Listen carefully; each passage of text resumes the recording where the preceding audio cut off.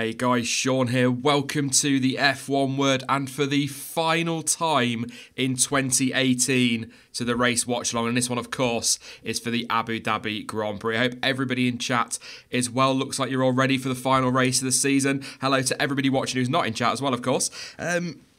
Yeah, well ready for this one. Don't tend to look forward to Abu Dhabi, but I think with obviously having the channel doing its full season, it's nice to come to an end and enjoy the last Grand Prix. Chilled out with you all, very much like we did yesterday during the qualifying watch along, really. Just nice and chilled. Bit of banter probably with Dan over Grosjean. He's already started in chat, I can see. But yes, looking forward to this. We'll talk about qualifying in just a moment. And then, of course, it's all going to be about the race. I'm going to talk a little bit about Alonso. Yes, I know again, but we do need to talk about him last weekend as some of those drivers that will be moving on from Formula One and from their teams come the end of the season. There's also some news on the tyre supplier for Formula One from 2020 to 2023. You'll be shocked by the outcome.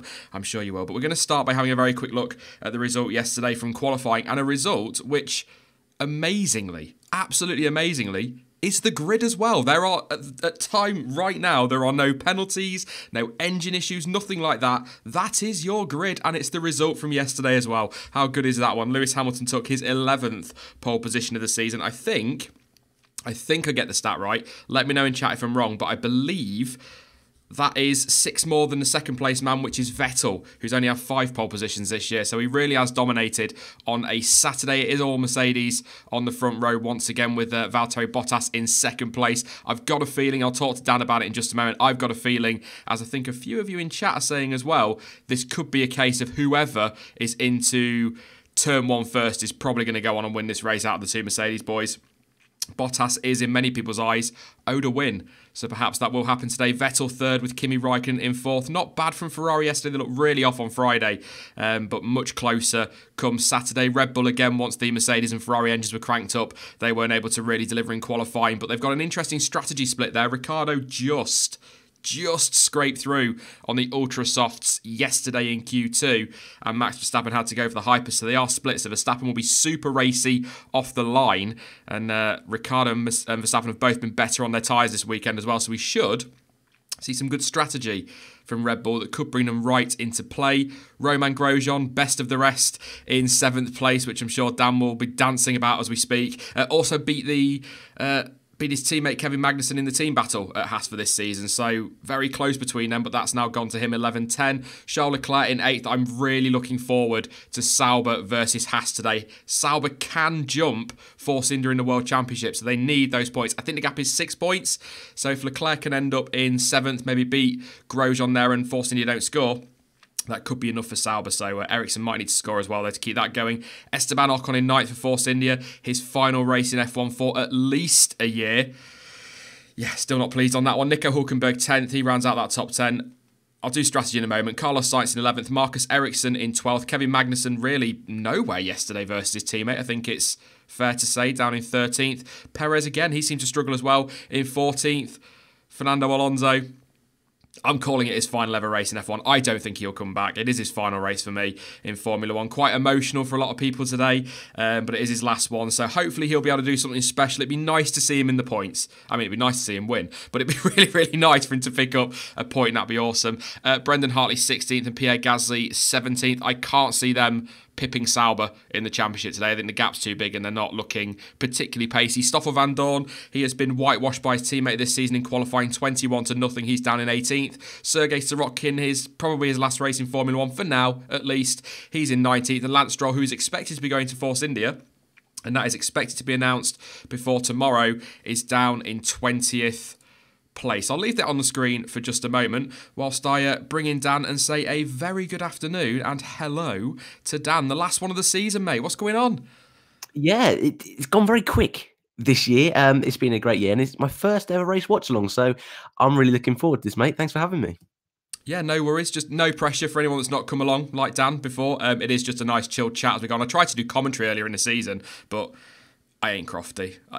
I'm not Ben Edwards. I can't do it, mate. So we just do a bit of a chat like we did for qualifying and enjoy the race we go along. I know you've got a little bit of a delay on your end as well, so we'll try and take that into account. But we'll be fine. We'll be fine. It'll be good fun. What are you expecting today? Are you as surprised as I am that we've got a grid that is basically the result from qualifying? No penalties. Is that the first time this year that's happened? Feels like the first time, doesn't it? Yeah, it might be. I mean, especially for this time of the year, Even the back end of the season, you expect, every race there's going to be some sort of issue. And at the beginning of the year, when they said, there's just going to be 3 engines or whatever, I was thinking, by the time we get to Abu Dhabi, the group's going to be an absolute mess. So a pleasant surprise, I think, that they're all in the right order. Yeah, probably looking at it at the start of the season, maybe, Perez on pole, Gasly second on the front row with him. But yeah, I just can't believe it's the end of the season. I'm going to say that so many times the rest of this weekend now. It's crazy how quickly it's gone. But would you like a stat? I know you like your stats, Dan. Like me, we're quite weird like that. Go on. That pole position from Lewis Hamilton yesterday, his 11th of the season, was Mercedes' 84th of the hybrid era, and this is the 100th race. That is 84 out of 100. That's quite a stat you got there. That is quite a stat. Yeah, that's dominance for you. That is proof of the dominance, I think. See, I've always kind of said, Ferrari have dominated in the past, and you look at 2000, 2004. I don't think they were as dominant as this by a long way, so it has been. But it doesn't... People are going to disagree in chat, I'm sure, and those watching, but it doesn't feel like a Mercedes-dominated season this year, in my personal opinion. No, I agree. I think I even thought at times that Ferrari were going to walk it. Especially halfway through the year, it looked really like this could be Ferrari's year. So I think you're right there. It's just, I think, Mercedes plus the qualifying master Lewis Hamilton. That is the combo right there, especially on the Saturday. Yeah, definitely.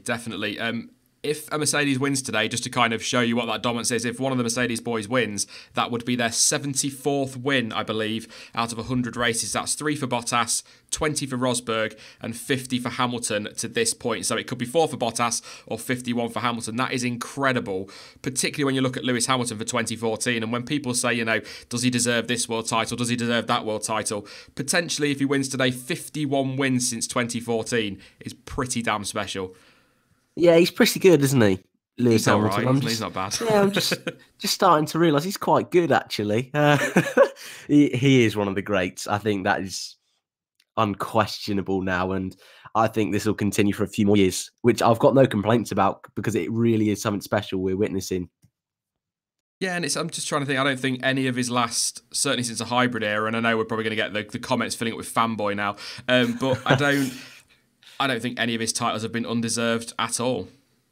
No, I don't think so either. I mean, you could even argue that 2 he did deserve, he didn't get. So I think no. I think he's always been a very special driver, and I think they are very much deserved.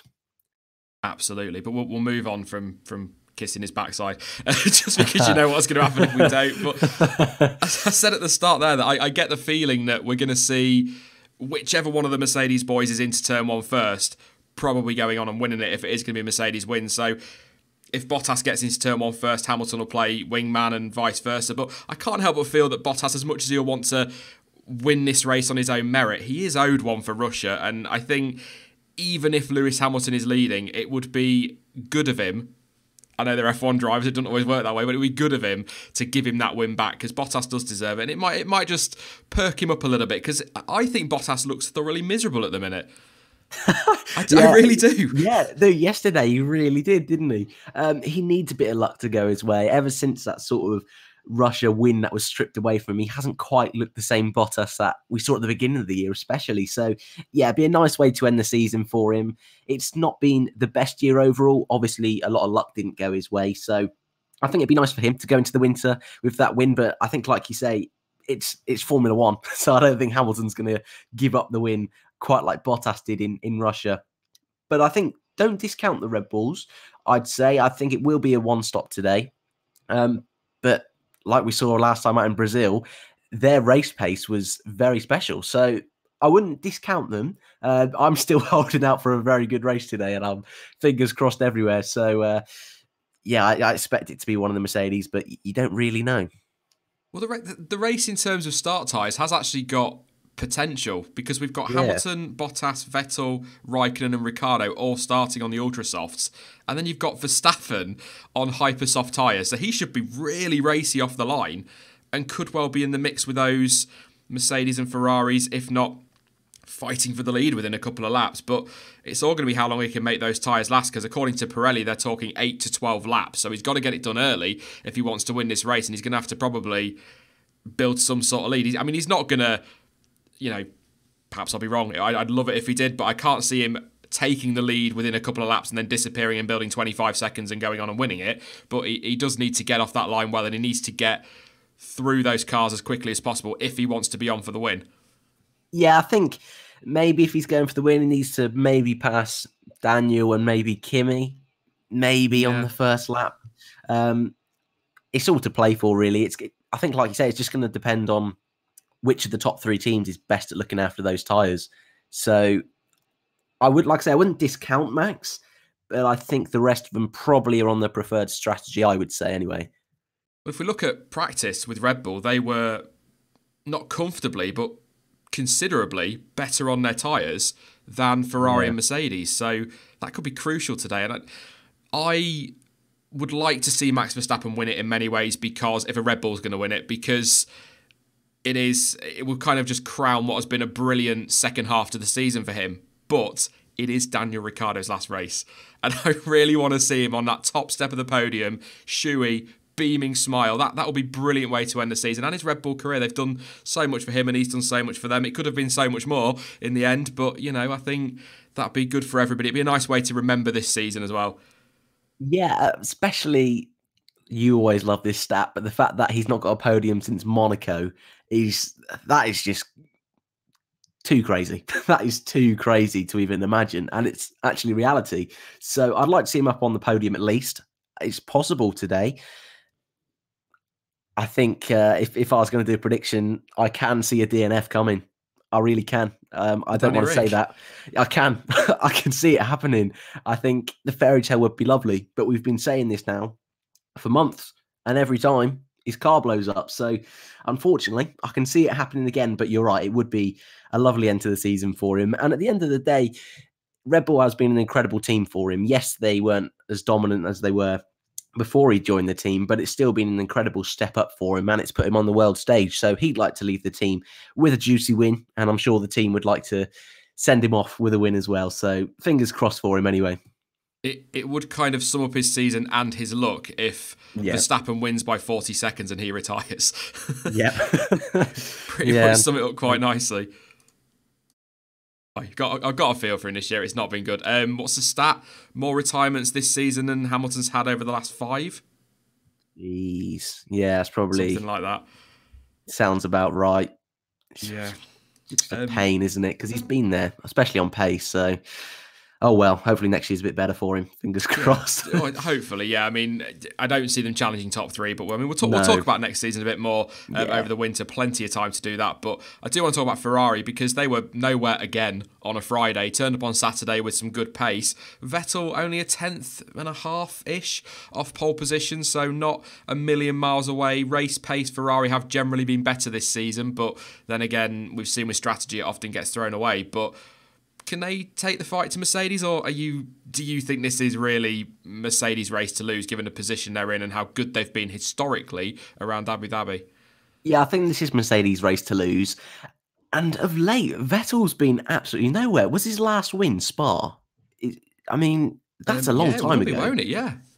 Yeah, Christ. He's been on an awful run of form. Sorry, Vettel fans, but he really has. So he's at the sort of stage now where if he wants to go into next year with a bit of momentum, with Leclerc coming in as his teammate, again, we don't want to speak about that too much next year, but he needs to sort of get a win from somewhere, because he's really starting to drift off now. Even Raikkonen's got a win in that period. But I think you're right. I think this is Mercedes' race to lose.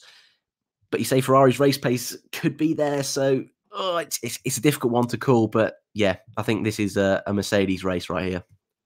Yeah, yeah, that's kind of just I can see that being the case. I've got to talk about your man Grosjean, and I suppose your other man Leclerc. Brilliant laps from them yesterday, really, really quick. What was Grosjean in the end? Let's have a look. So he did a 37.5. So it was only one.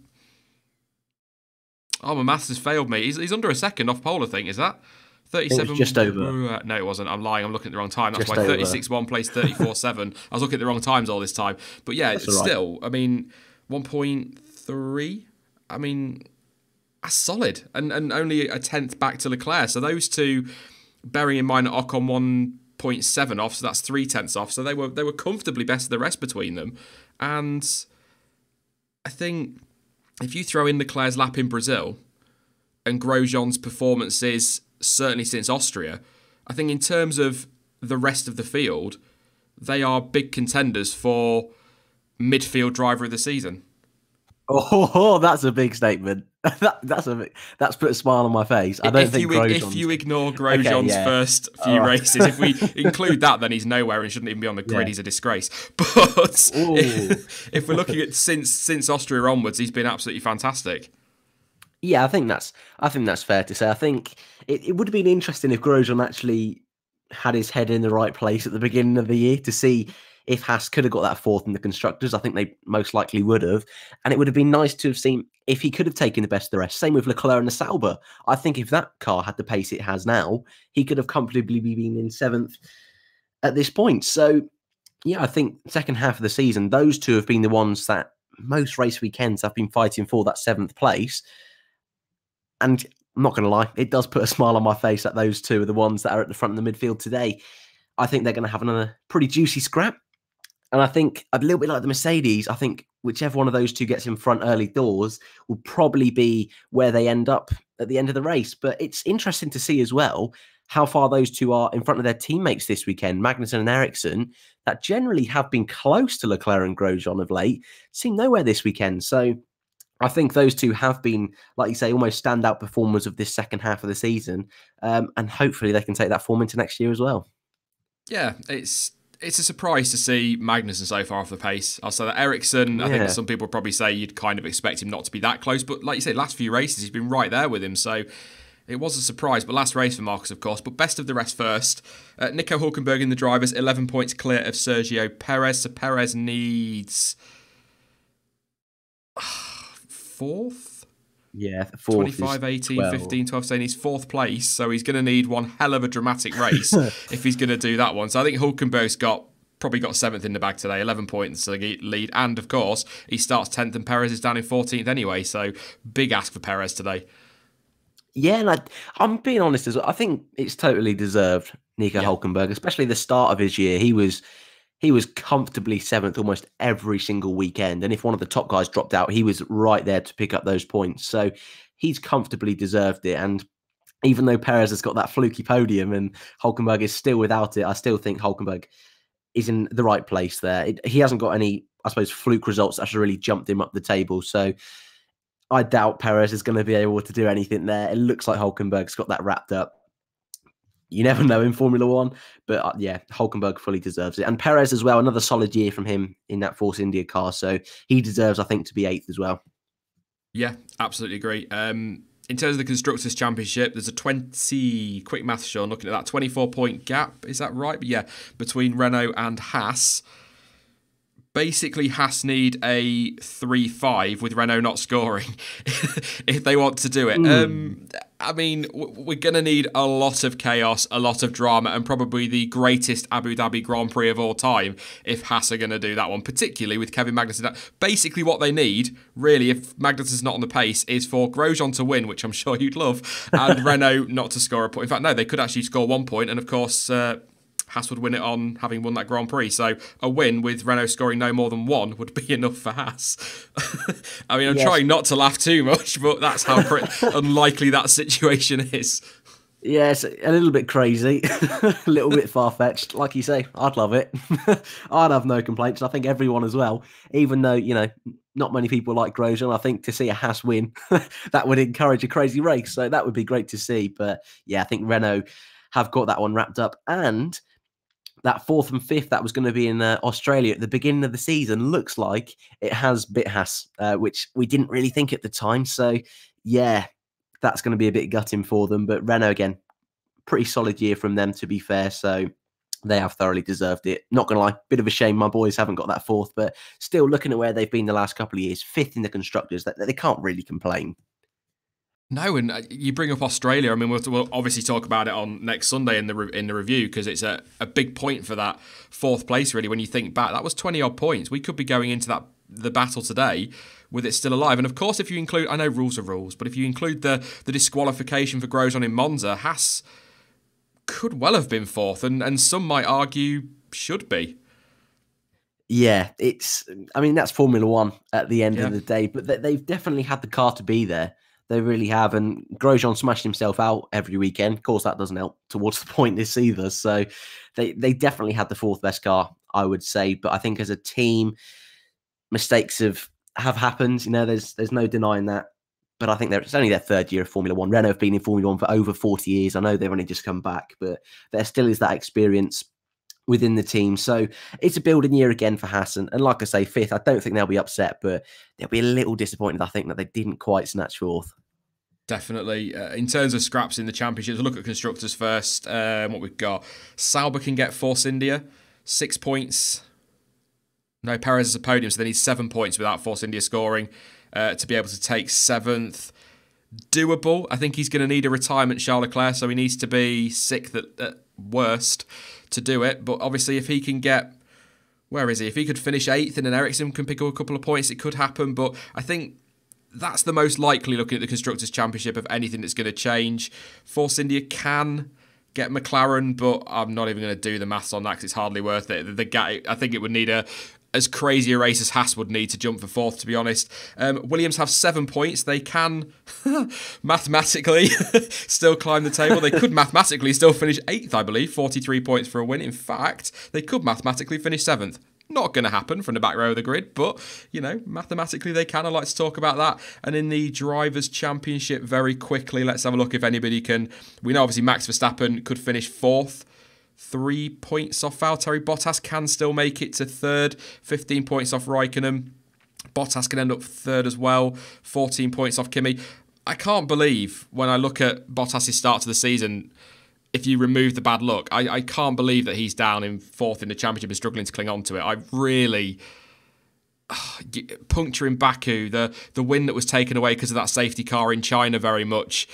Should he have made the move on Vettel in Bahrain? His season could have been so different. So to see him down in 4th is quite surprising. But other than that, Magnussen could jump Perez for 8th. Could technically finish 7th. It's not going to happen. And Fernando Alonso is 1 point clear of Esteban Ocon. I like Ocon. I love Ocon. He's brilliant. He's a very good driver and he's going to be a star of the future if he gets himself back into F1. But... I'd love to see Alonso cling on to top 10, especially when you consider that really all of that work was done well before the summer break. 50 points on the board and P10. So let's fingers crossed he can cling on to that one, Dan. Yeah, I mean, how he's still in the top 10? No I idea. don't know. I don't know how McLaren... I know, obviously, the Force India thing, that's helped McLaren stay in the top 6 in the constructors, but this is the biggest sort of scam I've ever seen in Formula... Well, that's probably a bit of an exaggeration, but the fact that he's in 10th, that is crazy. And yeah, it'd be great to see him sticking there. He probably doesn't care. He probably doesn't want to be 10th. He'd rather be in the top 5. But in that McLaren, that, let's be honest, is one of the worst 2 cars on the grid. It is an absolute miracle that he's up there. And like you say, the work he did early doors, that 5th in Australia, just races where he has no right to be in those sort of positions, but he is Fernando Alonso. So you'd like to think he'd be able to hold on. It's almost looking at that Force India is going to struggle to get points, maybe. So it's very likely he could be there. But if the race is a little bit chaotic, that we're hoping, he might not get it. But to be honest, like you say, Ocon as well, star of the future, I wouldn't mind it if he pipped him, to be totally honest with you. With that year out, it'd be nice to see him just get into that top 10. But I don't know. I don't really mind too much. Either of them, I'd like to see there, to be honest. Yeah, absolutely. Either or. But it would be nice for Fernando, wouldn't it, just to see him do that. But yeah. We're going to talk a bit more about the race in a moment, do strategy and some predictions as well. But there was a press release today, an announcement from Formula One that have said that Pirelli will be the sport's sole tyre supplier, that is a mouthful, from 2020 to 2023. So basically they're staying around until the end of 2023, and also confirmation, as we already knew really, that there will be the 18-inch tyres in 2021 as well. So Pirelli sticking around. I think Hankook were the other ones who were going for that one. So that's a shame for them, but I'm not surprised by this, Dan. I fully expected Pirelli to win that tender process because they get a lot of stick to old Pirelli. But to be perfectly honest, they're given a brief every year by F1 and they deliver. They wanted tyres that degraded really quickly. They did that. They wanted tyres that lasted longer. They did that. They wanted the 7 compounds to confuse everybody who's new to Formula One. They did that, and I think they've done a good job, really. And I don't think a Goodyear or a Bridgestone or a Hankook would have done much different, because if you're given a brief by the FIA, you have to follow that. So I think they've done all right. I think it's disappointing we don't see more stops in a race, but at the same time, I don't want it to go to the point where we had a few years ago where drivers were making 4 and 5 stops because their tyres were dead after 5 laps. That was too far the other way. Yeah, and 2012 Silverstone, where their tyres just explode in every 2 seconds. Yeah. Even though that was fun to watch, not safe. At the end of the day, not safe. And at the end of the day, we want to see drivers at their max. So degradation, things like that, like you said, that is FIA, Liberty Media. That's controlled by them. That's not really Pirelli's sort of job to decide that. They've done a solid job. I'm used to them as the tyre manufacturers now. I would struggle if I saw a new tyre supplier. I'd be a little bit, whoa, who are these new guys on the block? So I've definitely got used to them in Formula One. Not surprised by the announcement, but I suppose I'm a little bit disappointed that there's not a tyre war. I know I wasn't really watching Formula One in depth at that sort of time, but I know when we did the classic watch along, listening to you and Jonty, that's something that I think would spice up Formula One a little bit. So I'm a little bit disappointed that that wasn't thrown into the mix a little bit. But I know I'm a big fan of Liberty Media, so I'm sure they've got other ideas in place to spice up the racing. So not surprised. I'm a bit meh, to be honest, a little bit on the fence with this one. But hey, they're tyres at the end of the day. What more can you do, really? Exactly, they're just rubber. That's all they are. But no, I mean, yeah, I'd love a tyre war back. The problem with the tyre war was it brought costs up. You had to have more tyres shipped around the world, so that was, well, not necessarily more, but you know what I mean? You had to have all sorts of stuff in place to get them around the world. I mean, at that time, they were a lot more disposable because you had quali tyres and all sorts back in the good old days.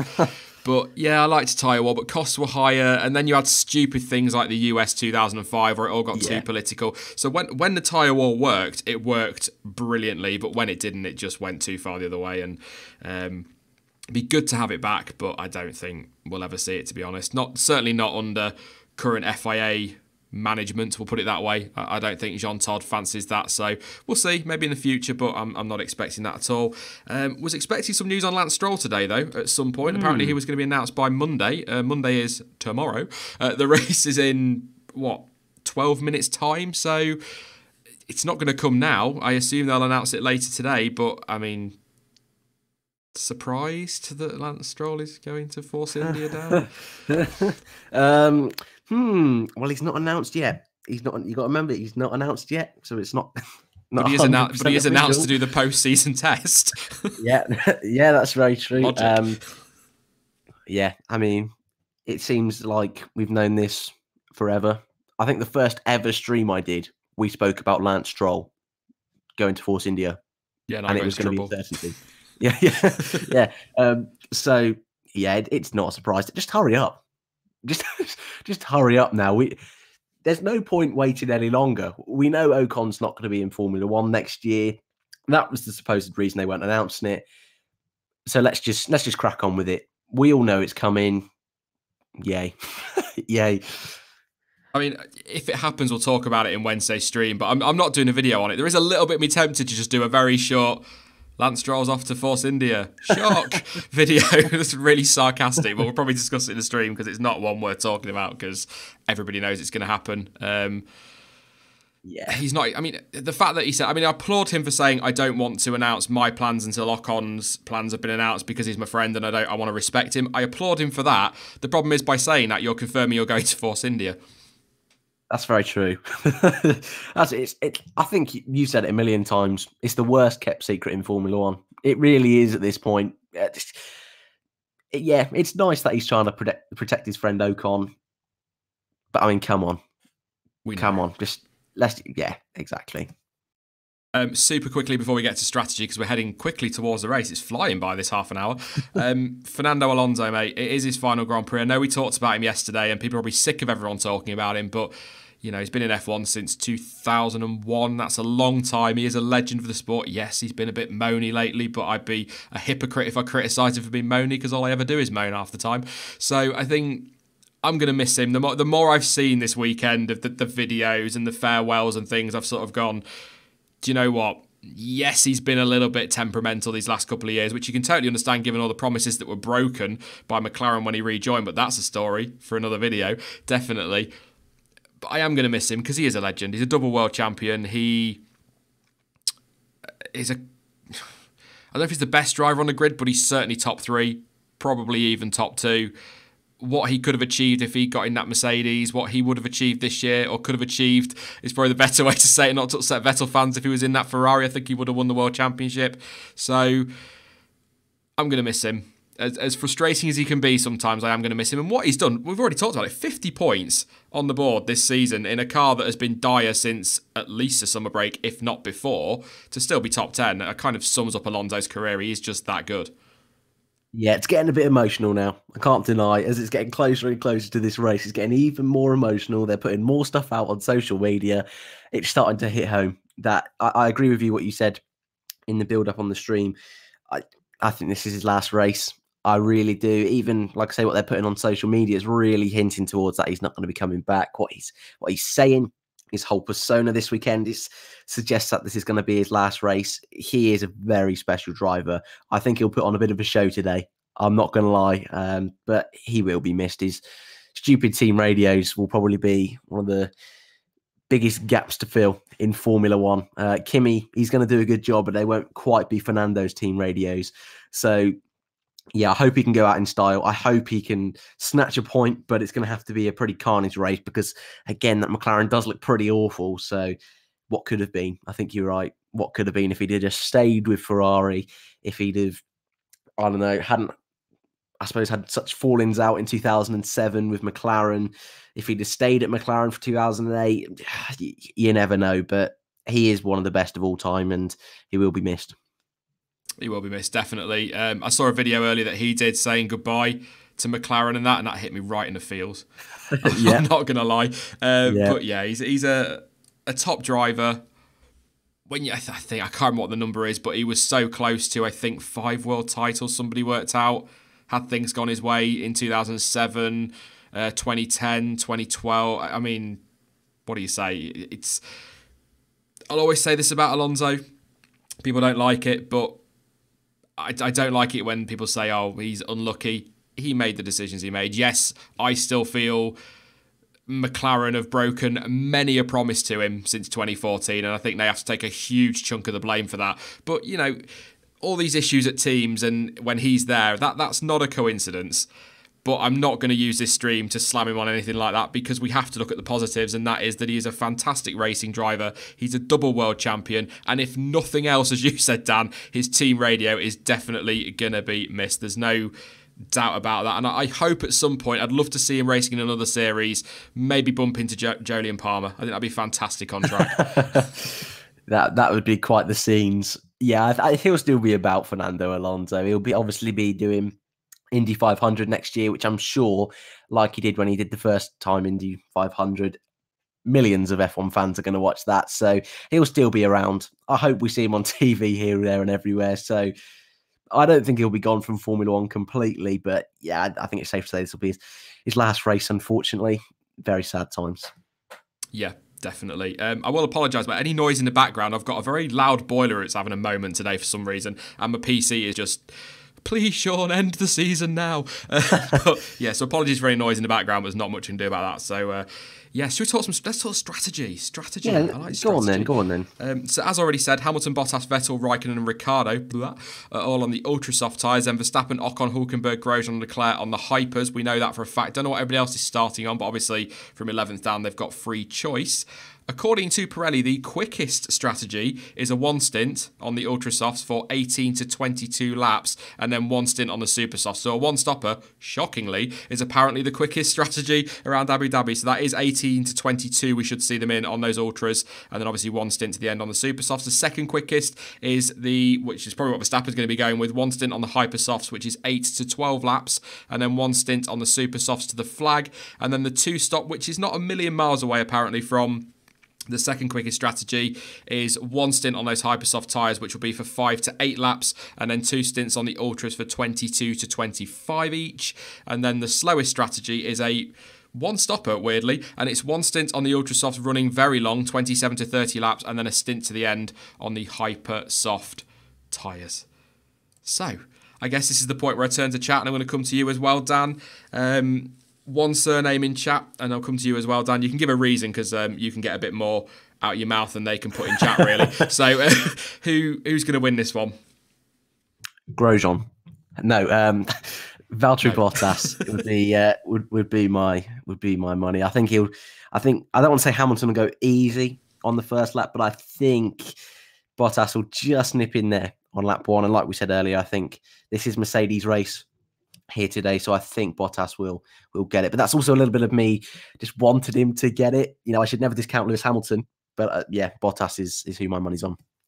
Well, I've seen a massive upturn in fortune in terms of predictions, because I got pole position right yesterday. Very true, mate. You did very well. It's taken 21 weekends and I finally got it right. So whoever I say is obviously going to win the race. So I might as well go for Ericsson. But what a story that would be. But I think I'm going to go for... Yeah, I was going to go Bottas, but you've gone Bottas, so that would be boring. So I need to be able to banter with you later when I'm right and you're wrong. So right, I'm going to go... Screw it. He's not won since Spa. Let's go Vettel. But that's total guesswork. There's no reasoning behind that at all. There's no point in me trying to reason with things, because when I try and put too much thought into it, I'm wrong. So I might as well just go Vettel. There we go. Pinning a list of drivers, and I came up with that one. So let's have a look. Red Bull on the podium, do you reckon, Dan? I've got a feeling we're going to see Verstappen there, to be honest. Yeah, I think that's a safe prediction. I'm not really too sure about Ferrari's pace this weekend, and I think, like I said earlier, Red Bull's pace last time out in Brazil really impressed me. So, yeah, I think we could see at least one Red Bull on the podium, maybe two, if the race is a little bit carnage.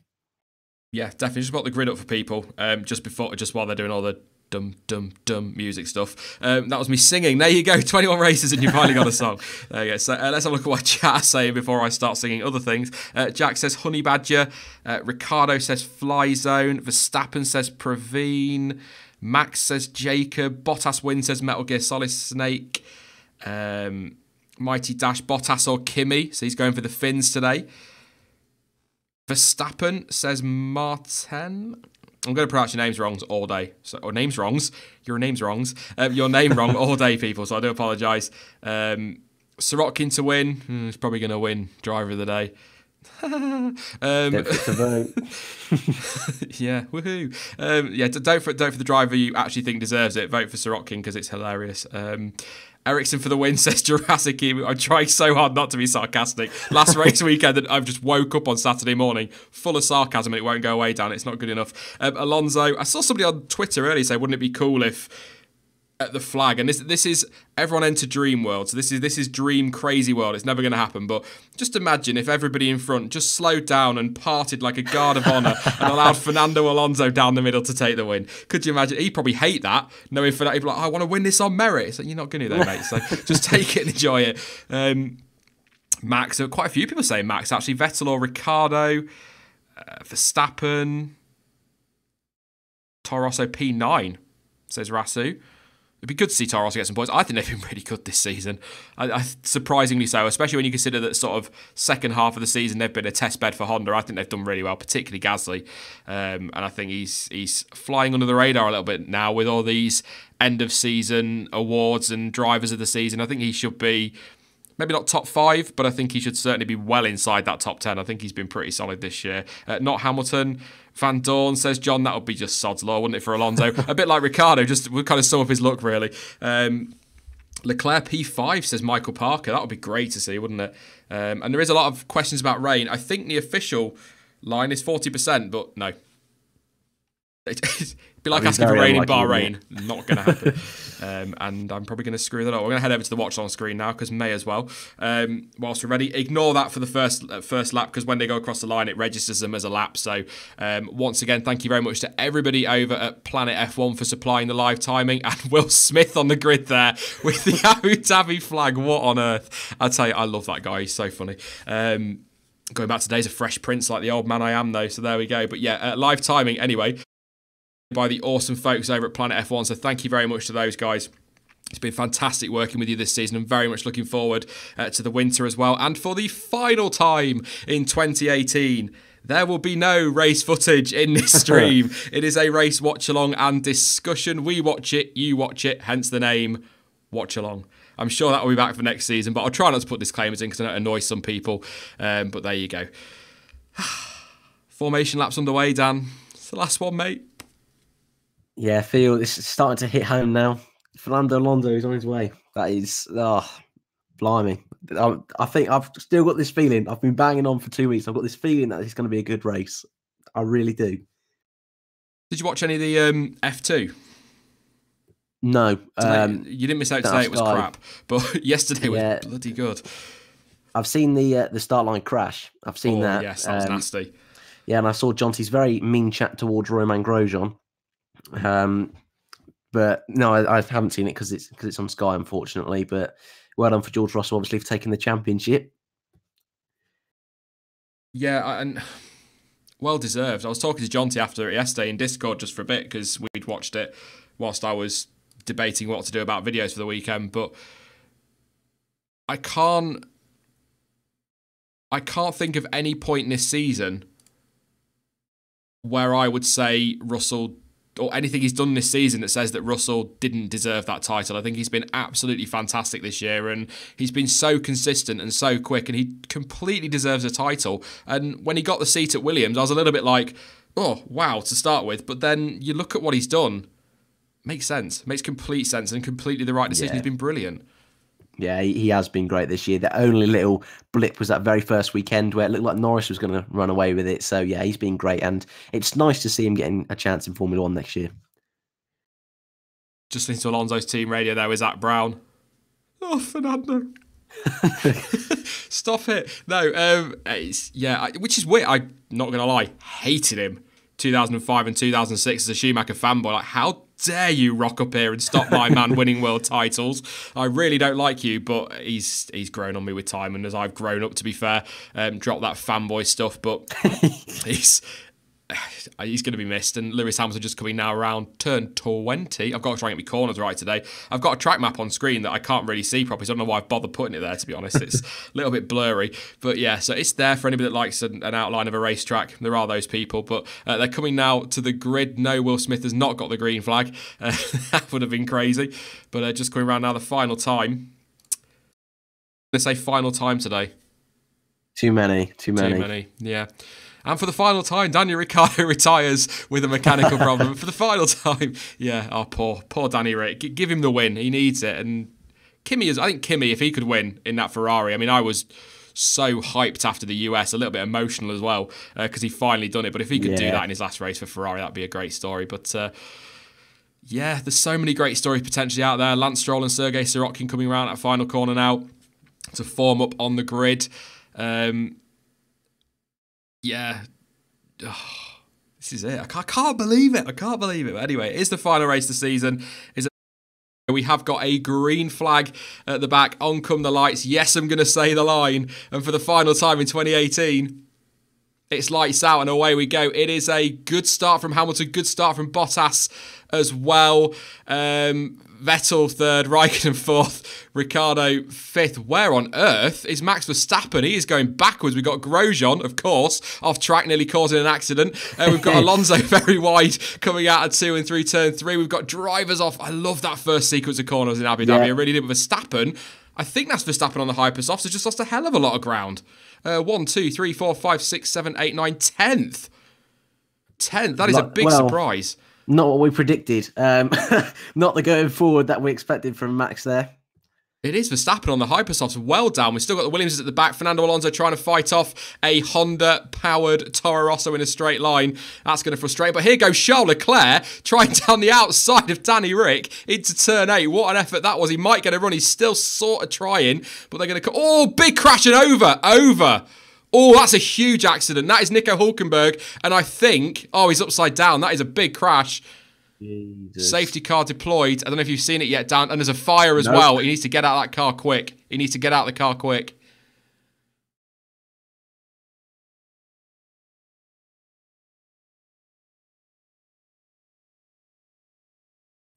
Well, this gives Max a chance with strategy, I suppose, to mix it up a little bit after that start. Just watching now to see. I think we've got team radio.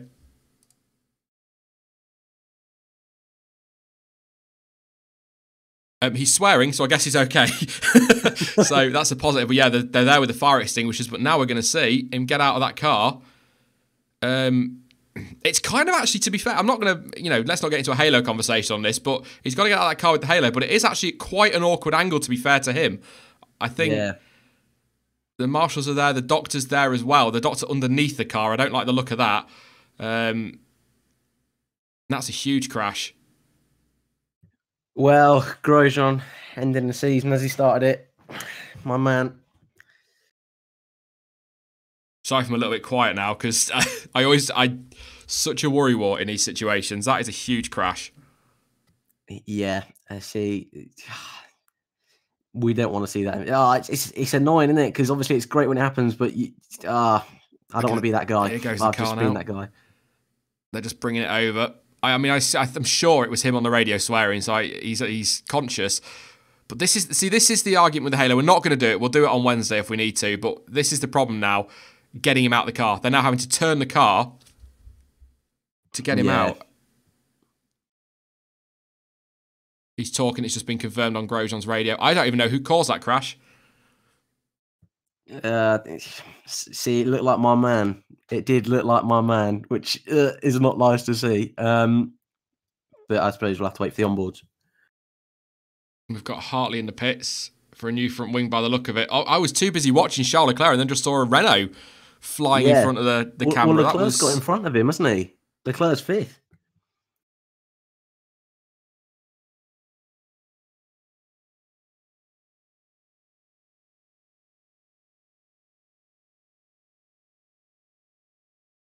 He's getting out. Yeah, he's fine. Yeah. I think we'll definitely have a look at this if you're joining us on Wednesday, Dan, because obviously this is going to lead to Halo talk all bloody winter, which is fine by me because it gives us something to talk about. But yeah, that took a long time. Took a long time to get him out. There was a fire at the back of the car which they did extinguish, and obviously he can't. I think Martin Brudder just said it in commentary. I caught part of what he was saying. The problem is you release your seatbelts and you're upside down. What are you going to do? Yeah, exactly. Doof, straight down. So that word again was doof. But yeah, that is chaos. We have got a safety car for anybody wondering, but I will give you a quick rundown of the order. But Nico Hülkenberg is okay. He's got out. He's walked to the medical car. He's got in, and they'll obviously take him to the medical centre. But that was a big crash. Going to see a replay now. Forget that. So Leclerc is having a good go at Ricciardo, who comes back at him. And I don't know. I think Leclerc did get him up at the next corner for safety car, and it was, of course, Romain Grosjean, who's just on the inside. Oh, I want to see that again. Don't hold back because I'm here. Don't worry. I'm not. I bloody wouldn't. Yeah. Well, was Grosjean off track? Let's have a look. He's off track because he hasn't really got any choice because Nico Hülkenberg squeezed him off track and then he's clunked that little sausage curb. And as soon as you hit that sausage curb, you've got no chance of doing anything other than pretty much going straight on. So, I mean, I fully expect. So I think Hülkenberg, I don't know if Hülkenberg's seen him on that position there. I would be surprised given the severity of the accident if Grosjean doesn't get a penalty, because it is a big accident. They tend to come down quite hard. But he's not. He was forced off track because Hülkenberg squeezed him. And then as he's continued to fight, he's hit the sausage curb. And as we know, there's nothing you can do with that sausage curb. You are just going to go straight on as soon as you hit it. See, I shouldn't have an opinion because I'm going to be biased. I'm just watching it now. I'm not a fan of how he squeezes Grosjean there when he knows he's there. but I suppose it's first lap incident. I'm gonna be biased, like I say, but it's not a lot of room he's given him. But I suppose if you're off circuit, you should back out, shouldn't you? Really? It's a difficult one. It's an awkward one because it is, like I say, it's first lap, so that has to be taken into account. He has been squeezed off the track by Hulkenberg, but at the same time, he should then be backing out of that. There is a whole escape road to go down there to avoid that kind of accident. Yeah. And yeah, I don't know. I know, you know, I can banter with you about this, and I probably will, about how disgraceful Grosjean is, and he shouldn't even be on the track, let alone racing anybody else. But I think he'll get a penalty because of the severity of it, but I think that might be, just looking again, I think it would be, had Hulkenberg not rolled, he probably wouldn't get one. And that sounds really stupid, but... That's fair. I think you're right. I think you've hit the nail on the head there. I want to see the start again because I want to see... I've been so busy watching Hulkenberg and Grosjean, I didn't see what happened to Verstappen, but I assume he just bogged down off the line. Yeah, his initial start was fine. I'm just watching it now. His initial start was fine, and then just seemed to back out, and he ended up behind the two Renaults. Shocking start. I'm just double checking here, but Leclerc did get Ricciardo. So our running order is Hamilton, Bottas, Vettel, Raikkonen, and then we've got Charles Leclerc in fifth. Who predicted Charles Leclerc fifth? Someone's if you're still in chat, somebody did. I know we've got a long way to go yet, but it's no further action between Grosjean and Hulkenberg. I think that's fair. I think, like I say, I wouldn't have been surprised if he got the penalty, but I think first lap incident, 50-50 into that corner. Hulkenberg has squeezed him. Grosjean's got nowhere to go. I think that's a fair decision, and that's the end of that controversy, I suppose. Ricciardo in 6th place. Grosjean still 7th. Right, Grosjean still 7th. Esteban Ocon 8th. Max Verstappen all the way down to 9th. That's probably why Grosjean is still 7th. Perez in 10th. It's a really good start for Perez. Really good start. Carlos Sainz, Ocon in 8th. I didn't say him, I don't think. Carlos Sainz is 11th. Ericsson 12th. Gasly 13th. Alonso 14th still. 15th for Lance Stroll. 16th Magnussen. 17th Van Dorn. Sorokin 18th. Hartley 19th. And of course, Nico Hulkenberg is last. Hartley has pitted, by the way. Do we know what compound he's on? Hartley, Super Softs. Okay, yeah. So maybe that'll mix it up a little bit. I don't think he'll get to the end on those, but he'll be able to run nice and long now. Maybe stick hypers on towards the end just for a good run. But, you know, another safety car. I'm surprised. Maybe not. By the way, fastest man on track under the safety car, Lance Stroll. 2 minutes 34.410. He has the fastest lap of the race at the moment. But yeah, I'm in some ways surprised Verstappen didn't think, hang on a minute, let's come in and stick those supers on. But at the same time, first lap, they're good with the tyre management. He needs those tyres now to get back through, doesn't he, from P9. So had he been better off the line and maybe been third, he might have tried it. But it's... I suppose then you're in traffic, aren't you, in Abu Dhabi, and it's hard to overtake. Somewhere like Canada, usually, you could probably try that and be able to come back through the field quite nicely, but it's so difficult to overtake in Abu Dhabi. Safety car in this lap, so they've cleared that quickly, 4 laps. Hulkenberg all okay as far as we know. I'll keep an eye out on Twitter to see if there's any updates, but he did get out and was fine. Walked to the medical car and whatnot. No penalty for anyone just tuning in as well for Romain Grosjean. We've got Max right behind Ocon as well. So that'll be interesting to see. Good spot, sir. Good spot. Cheers.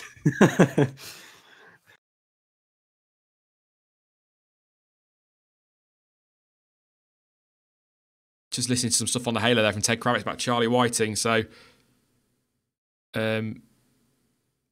just talking about the fire and how long it took to get him out, and that they were lucky that they got that fire put out. It's a great point. As soon as I spotted, I was like, it needs to get out. And that, I think, without getting into the Halo debate quickly before the restart, I think that is now going to spark that debate. No pun intended, because obviously the fire. But that's going to start that now as to whether they need to look at better ways of getting these drivers out the car with the Halo. But Hamilton has gone. He's bolted. We are away. We are racing.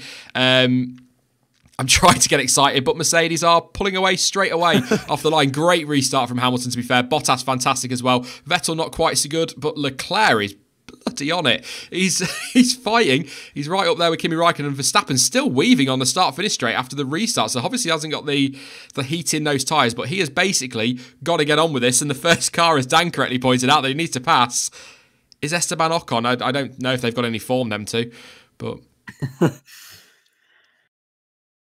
just having a watch here. Leclerc, nice and pacey. Could he get a podium if he's racy enough? What a story that would be. And there goes Verstappen up the inside of Ocon. Oh, no contact, but he gave him a good squeeze as he went through there. But Ocon, of course, with that Mercedes engine, is going to fly straight back past again. Much better exit. Verstappen's slow. Verstappen's been done by both Force Indias here, so I think it is just the power.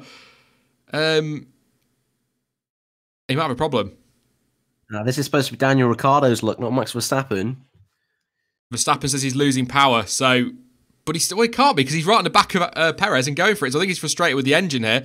But here he goes on Perez. Perez will obviously try and squeeze, but I don't think there's much point. Is he going for it? Yes, he is. Down the inside. Perez on the ultras, which will help him out a little bit.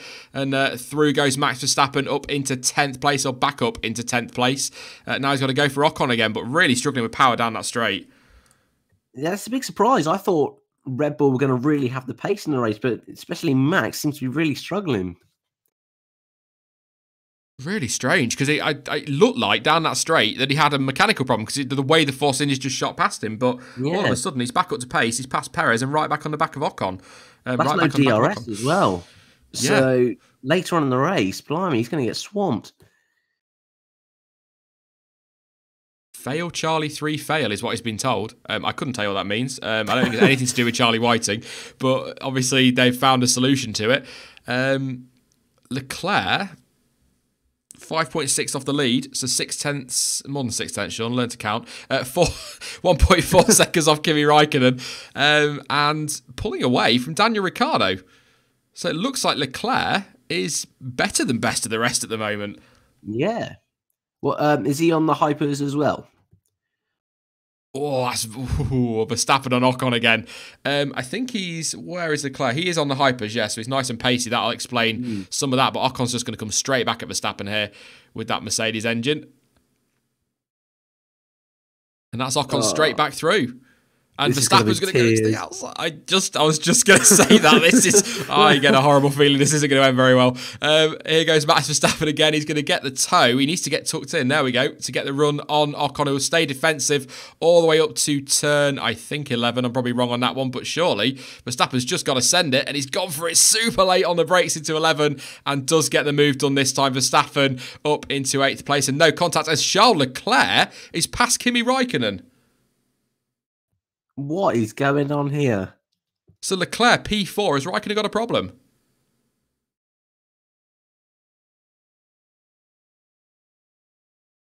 Early team orders at Ferrari?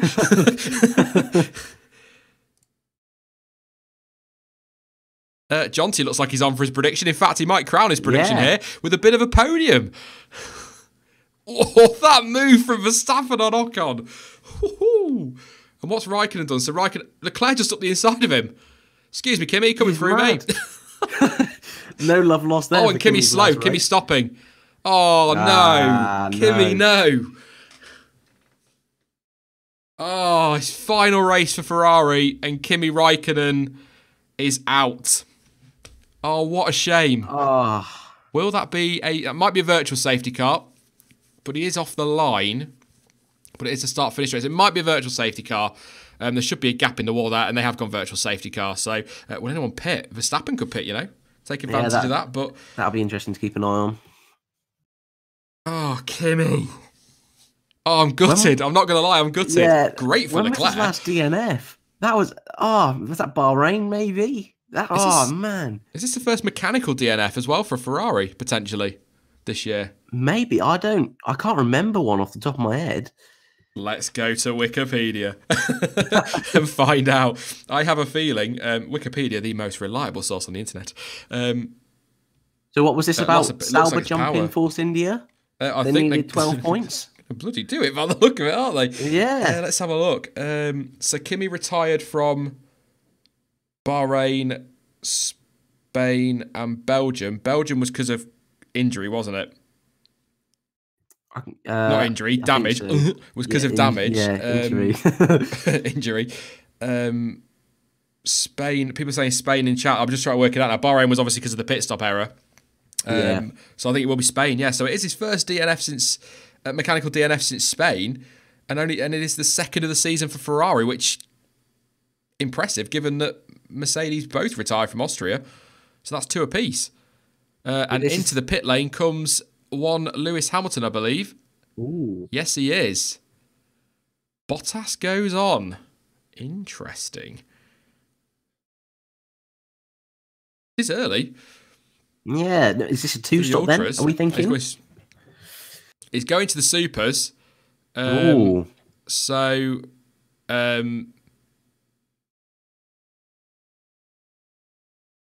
think Leclerc's pitted. Leclerc is pitted as... Oh, hang on.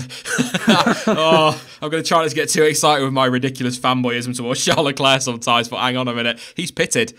So that stop should be... I think in Australia they talked about 11 seconds quicker, so obviously might be more here.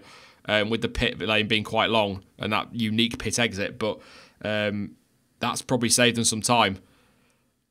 This is a good race so far.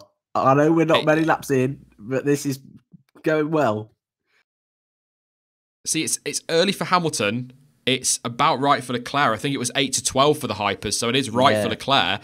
Hamilton could have gone to lap 22, I believe, 18-22, so that is very early. So Super Softs, I assume, will go to the end, given that they'll do 27-30 on a full tank of fuel from the start.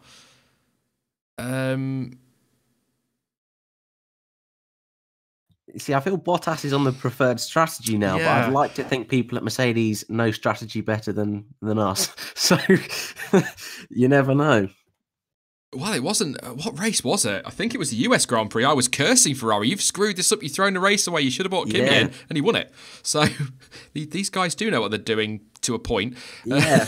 Sometimes it's not always maybe common sense as we look at it, but they've got all the numbers. So... All Grosjean came in for all you Grosjean fans out there. Did Grosjean pit as well? He did. I don't know if he's got a new front wing. He seemed to spend quite a bit of time in the pits, but... I don't know if they've changed his front wing. Let's have a look. So Hamilton's pitted and gone to the super soft tyres. Leclerc has pitted, also gone to the super soft tyres. And Romain Grosjean has pitted. He's gone to the super soft tyres. And we are green on track. We are go again. So Bottas, good start. 2 seconds at the road from Vettel. Obviously, it's the virtual safety car. So, yeah. DRS is also enabled. So, I just... Oh. I don't know. I'm trying to work out a strategy out for Hamilton. He's on the radio. I don't think he'd be happy. No. He is going to the end, according to Team Radio. That's a long time on them tyres. Yeah, and he's got to get past Max and Danny Rick. You know, they're not the kind of people you want to have in your way. But you can see how much a virtual safety car pit stop saves, because he'll be in the same shot as Bottas, the race leader, on the straight, and he's pitted. So where's Leclerc? Leclerc could be sitting pretty if he can get rid of these cars ahead of him quickly. He's behind Lance Stroll at the moment. Ericsson is up to 8, so he wouldn't be a problem to pass if he catches him, but he's right in the back of Stroll. Now, a little look into the hairpin there, but he should breeze. Here goes Hamilton now on Max Verstappen. Super good move. Obviously, Mercedes power versus Renault power shouldn't have been too difficult anyway. DRS as well, but Verstappen should get DRS, which he will do on this second straight, and he has, and he's tucked right in behind. Oh, no, I don't want to watch this. Verstappen is back past Lewis Hamilton. So this is the problem for the quicker cars, in quotes, in Abu Dhabi, is that if you get passed on the first straight, you're then going to get DRS against you on the next straight. So sometimes it's better to wait, as we saw in F2 this morning, for that second straight. But this is Lewis Hamilton, and Lewis Hamilton doesn't want to wait because he's a racing driver, as many of them would probably say the same. So we don't want to see him having to go, oh, just wait another straight just in case. Yes. We want to see, go for it, come on. Side-by-side stuff. But all this will cost Hamilton time, but he is only... again in quote marks, only 8.6 off the lead. So it's not a panic at the moment, but he'll want to get through. And obviously Bottas, fresher tyres later on, but I can't imagine there'll be a huge amount of racing going on between them boys. No, you wouldn't think so. Some debris down at turn 1, just been flicked up there. Obviously, it's been blown off the racing line now. Fastest lap goes from Daniel Ricciardo, 143.861. So Danny Rick's on the move in P3. I'd say I quite like the race to end there. Bottas gets his win, Vettel on the podium for a bit of luck for a change, and Danny Rick as well. But at the same time, I really want to see what Charles Leclerc can do. Yeah, we got big strategy at play here. I'll tell you what, the last few races, we've had some different strategies going in, and it's been quite nice considering most of them are on a one-stop. So no complaints over here. I think, like I keep saying, it still, it's shaping up to be a good one. I am gutted for Raikkonen. Yeah. Last race for Ferrari, last world champion as well, of course. Such a shame just watching Leclerc in the background having a go at Kevin Magnussen, who has just been nowhere this weekend in terms of pace, but he goes flying through, already up into P12. Was P14, I believe, a lap ago. So he's on his way back through. Alonso is next. He's P11, is Mr. Fernando. So, yeah, I'd take that. Leclerc on the podium, Alonso in the points. I'll have that. That'll do. Yeah, I'm sorry, mate. I think that's a little bit far-fetched. You never know. Which bit? Watching Brendan Hartley go very wide and hits the wall on lap 4, that was. He's just gone very wide out of 19, and then he's hit the Tech Pro barrier, so I wouldn't imagine there's any damage done to the car because they're basically about as soft as they come when you're talking about barriers. Look at chat, see what people are saying. Leclerc's flying, says Morgan. Grosjean 17th. Yes, he is, but he has pitted. So he should come back through. Kimi skipping the FIA Awards. Yes, of course. It was all planned from Kimi. It was all part of his big plan. I don't want to go to a bow tie event or whatever you want to call it, a black tie event to get a trophy that doesn't mean anything.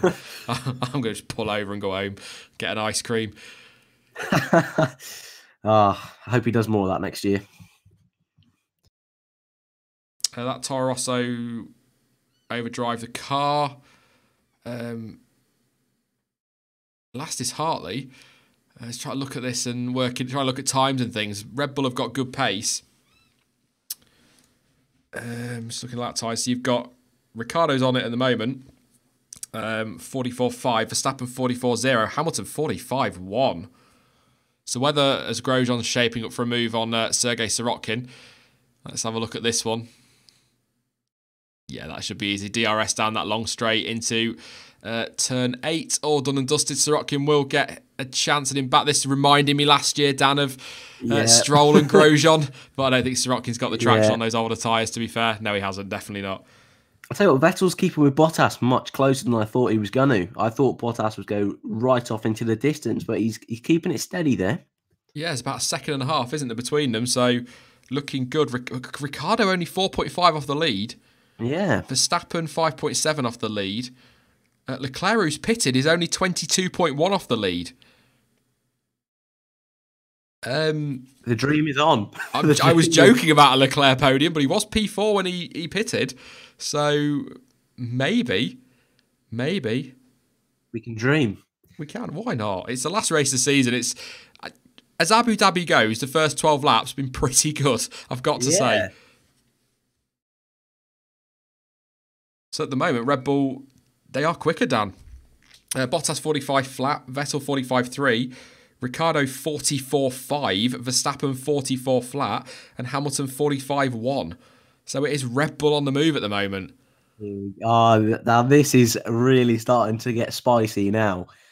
Oh, there's so many things in play. I didn't expect this. You know, I sort of joked around that it's going to be a good race, but I really didn't think we'd be treated like this. It's been a great year, to be fair. And it'll be nice to end it off with a bit of a bang. So it's all going well so far, except the Kimi retirement.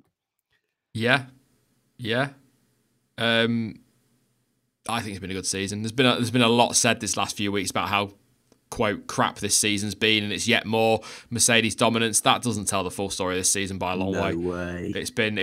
It was completely unpredictable until probably Singapore onwards, when Hamilton just turned it up a gear, and maybe even you could say Monza, but I think it was so unpredictable to that point. And when you consider the levels of dominance in 14, 15 and 16, I don't know how anyone can say that 17 and 18 have been boring. Exactly. And those first 9 races, Ferrari, Red Bull and Mercedes will have 3 wins apiece. Yeah. So, yeah, this year's been, I think, comfortably the best of the hybrid era. I'd go that far.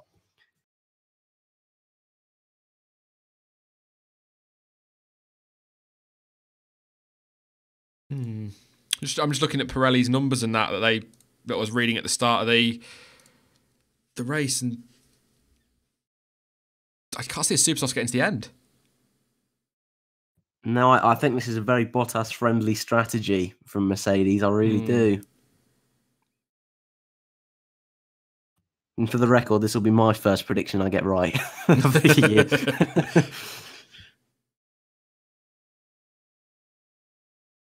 Just having listened to the update from Hulkenberg. Apparently he's shaken. He's going to be monitored for a while, but he's not happy, which you can sort of understand.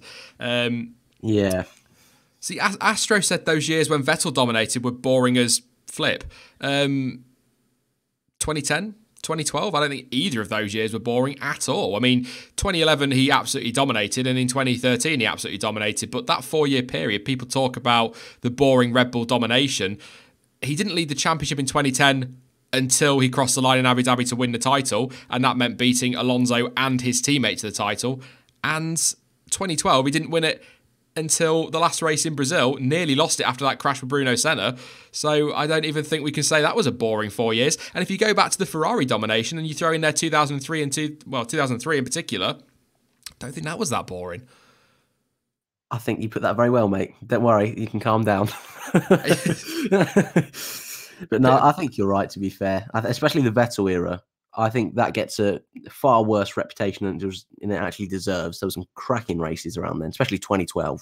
I know everyone says that was a great year, but it really was, to be fair.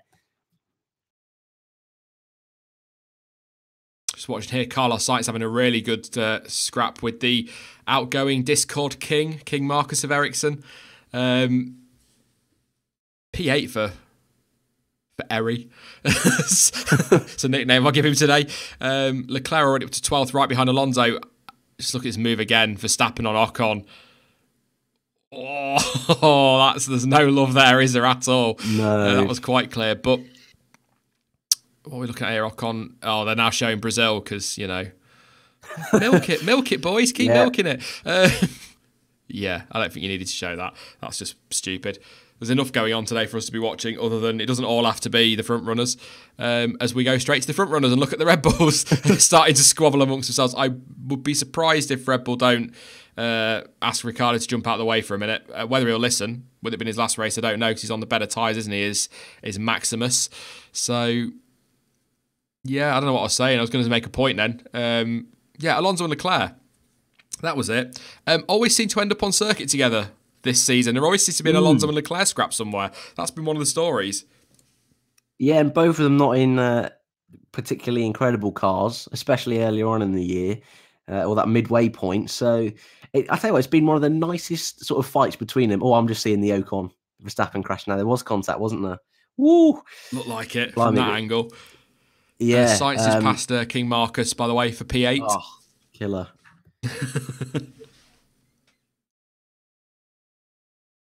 I'm not going to lie, for those Grosjean fanboys out there, I know there's loads of us, he's not quite making the progress on these super softs. He's sort of stuck behind Van Dorn, which is definitely not something that I want to be seeing. Yeah, he's definitely disappointing the three of you, isn't he? 3? Blimey, those numbers have increased. It's because you've been on the streams. You've converted one in chat. So you've gone from 2 to 3 now. It's a good move from... I know it's under DRS, but it's a good move from Sainz to get that done into turn. A bit of a lock-up as well. Valtteri Bottas, what's he doing lap time-wise? 44.5, so he's quicker than Vettel at the moment. Still 2.5 between those lead two. Ricciardo still in there. Verstappen still in there. Hamilton quicker now. Quicker than the guys ahead of him, Verstappen and Ricciardo. But I wonder if part of this is tyre management, Dan, because he's got to go a long way on those supers, and I just wonder if Mercedes have said... just take it easy, lads. Just take it easy, mate. Look after those tyres. We've got a long way to go.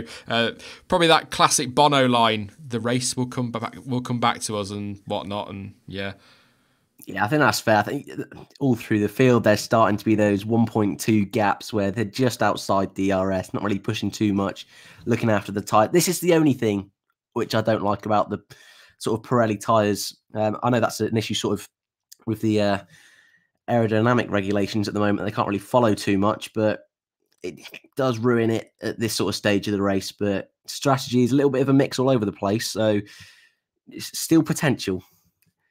Yeah. For those in chat that are spamming your links, carry on because you're just getting blocked from the channel. So it just makes my life easier when it comes to the comment section. So crack on. No sarcasm. Come on. You said yesterday, and I think I've lost count now. Was that rain? Is that rain on the way? Blimey. They said it on the radar, didn't they? But it's not really. Let's have a run through the order. Seeing as rain's on the way. Vettel in the pits. Ultra soft tyres he was on, so I assume they're going to go with super softs, and have indeed. So he's in 3.7. So they've pulled the trigger here on Bottas, so he might have to come in to avoid the undercut. We're all watching for Charles Leclerc. I don't think he's going to get in the time. He isn't updating particularly quickly. Vettel down to 6th at the moment. He did have quite a lead, to be fair. Yeah. But he's going to fall behind the Force India. He didn't need that. He's going to have to crack on with it.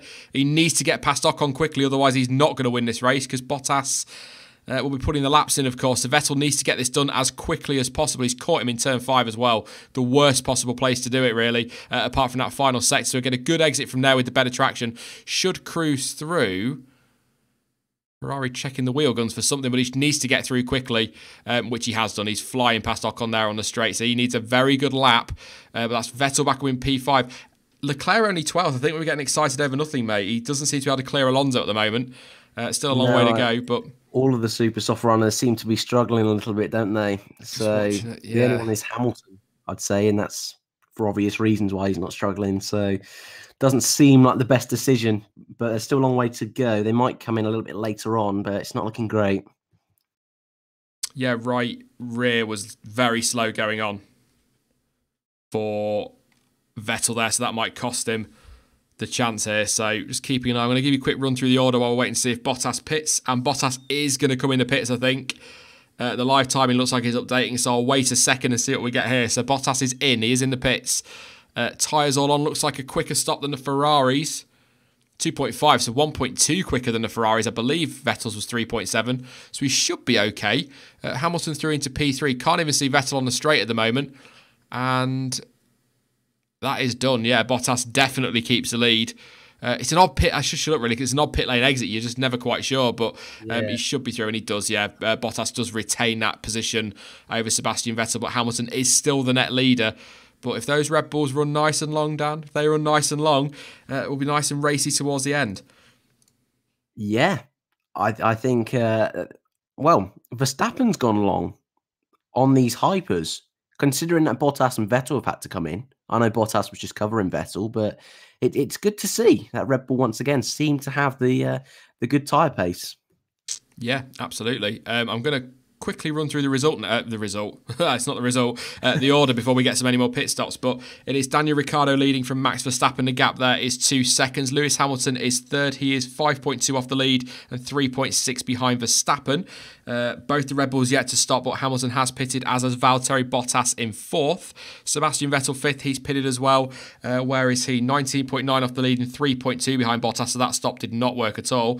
Sergio Perez from 14th, already up to 6th place. Really good from him. Little bit of fortune, of course, with that first lap incident between Grosjean and Hülkenberg and a couple of other pit stops, but still ahead of his teammate, who started well ahead of him. Ocon is in 7th place.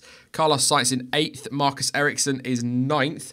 Gasly 10th, Alonso 11th, Leclerc only 12th. Looking at 1 point low, we're talking about a podium. Might not come now, 34 seconds off the lead, 1.8 behind Alonso. Magnussen in 13th, Stroll 14th, Van Dorn 15th, Grosjean 16th, Sirotkin 17th, Hartley is 18th. Raikkonen retired with a mechanical problem in his last race for Ferrari, and Hülkenberg's big crash with Grosjean at turn 9 really, eliminated him from the Grand Prix. Verstappen comes in the pits. He will probably be behind Vettel. Just watching this now to make sure a super quick stop. Yeah, Vettel goes through. So Verstappen's down to 5th, but does avoid those Force Indias quite comfortably. So that's important. But he joins Hamilton, Bottas, Vettel. Who else? Leclerc, Grosjean and Hartley as the only ones to stop so far. So a lot of pit stops still to happen here, but good opening stint for Verstappen on those hypers. What does that work out at? So 17 laps. That's I know he had the safety car as well, but that's pretty decent. Yeah, that's a good job from Max. And what tyres he gone on to? Obviously, I'm a little bit behind. So he's on the Super Softs. Oh, he's on the Super Softs as well. Going to the end. Okay, fair. Yeah, Super Softs was going to the end. I don't think the Ultras would have made it, but he should get the Supers to the end from there. 30 laps up to they should do, which would take him to lap 58, and there are only 55 laps, so he should be he should be absolutely fine. That's crap maths again. Taking to 48. Oh my god. The end of the season. It's the end of the season. Leave me alone. Yeah. We got Carlos Sainz having a little cheeky look here at Esteban Ocon into that turn 11. Not going to get that one done, though. Ocon holding on. Sainz nice and racy today. He wasn't very good yesterday, so flying the flag for Renault on his own now. Still waiting for an update as well, by the way, on Hulkenberg, other than what we heard earlier. But Vettel is the man on the move, fastest lap. And then Bottas goes and smashes that by 0.6 as he goes across the line, and just as I say it. So Bottas absolutely flying at the moment. Where is he? 8.8 behind his teammate. So not bad, but obviously lost out in those pit stops. He wasn't 8.8 behind when Hamilton pitted, was he? No. Are we thinking Hamilton's going to stop again? Do we think that's going to happen? I mean, they said on the radio he was going to the end, but when did he pit? Lap 8 for super soft tyres? Yeah, it's a long way. I'd be surprised if he pits again, but I also wouldn't be surprised. Does that make sense? Yeah. Because because he's going to drop down the order, isn't he? Quite a bit. Yeah, because they obviously want him to go to the end. They obviously want him to go to the end. Yeah. But if they pit him a second time because his tyres are going off, he's just going to drop... Where are we? At least 5th, which means he's got to pass 2 Red Bulls, his teammate, and a Ferrari. We saw what happened in America. That didn't work out, so it's going to be an interesting one. A few in chat just updating on Hulkenberg, saying that he's fine and he's left the medical centre with his physio, according apparently on German TV. So I'll keep an eye out, see if we see anything on that one. But good news. I mean, he was swearing on the radio afterwards because he wasn't very happy, and he did when they got him out of the car. Eventually, he did walk to the medical car, so he's obviously physically okay. But I'd imagine quite shook up because that was a big accident. He rolled a couple of times. So, and just on that again, for anyone just tuning in, I stand by what I said. I think I wouldn't have been surprised to see Grosjean get a penalty because of the severity of it, but I think racing incident was the fair one on that. Obviously, you're going to say that, Dan, but... Oh, yeah. It's Hulkenberg's fault. A few people talk about the weather. No, I can't see it raining. I mean, there is some on the radar, but I think we're talking 30, 40%. And they're just showing the radar... I'm going to shut up. Just showing the radar again. It is moving towards the circuit. I think it is forecast for some big rain in Abu Dhabi tomorrow. So, you know. It would be just your luck. All weekend, you've been sarcastic about the rain. And then if it actually happens, that would be quite amusing. Yeah, I think my weather report in the preview was, well, there will be weather. What do you want me to say? Yeah, it would be my luck, the way the season's got in terms of predictions. But yeah, no, I'm not expecting any rain, but we are... I can't believe it is only lap 20. So much seems to have happened. Yeah. I mean, usually... I watch the Abu Dhabi Grand Prix, it is, I can't believe we're only on lap 20. Whereas now, there's been so much that happened, it's a bit of a surprise. Yeah. So, I'm going to take a couple of your comments while things are... I think we're at that point now, Dan, where we're going to hit that classic lull in these F1 races. Yeah, Ricciardo's exactly. still yet to stop, unless he comes in now. Ricciardo continuing on. 44.3, that last lap. Hamilton 43.9, so he's not a million miles off the pace. No. Just wonder if we might get that dream, one of those dream scenarios we were talking about, a Ricciardo win or an Alonso win or a Leclerc podium. Maybe. But yeah, Ricciardo could win it if he can do the good pace. Obviously, he's going to, if they stretch this far enough, he could go hypers to the end. But I think 22 was what Pirelli said to come off the ultra soft tyres. So... he's saying tyres and balance are consistent, so he's happy with them. But they said lap 22... Yeah, true.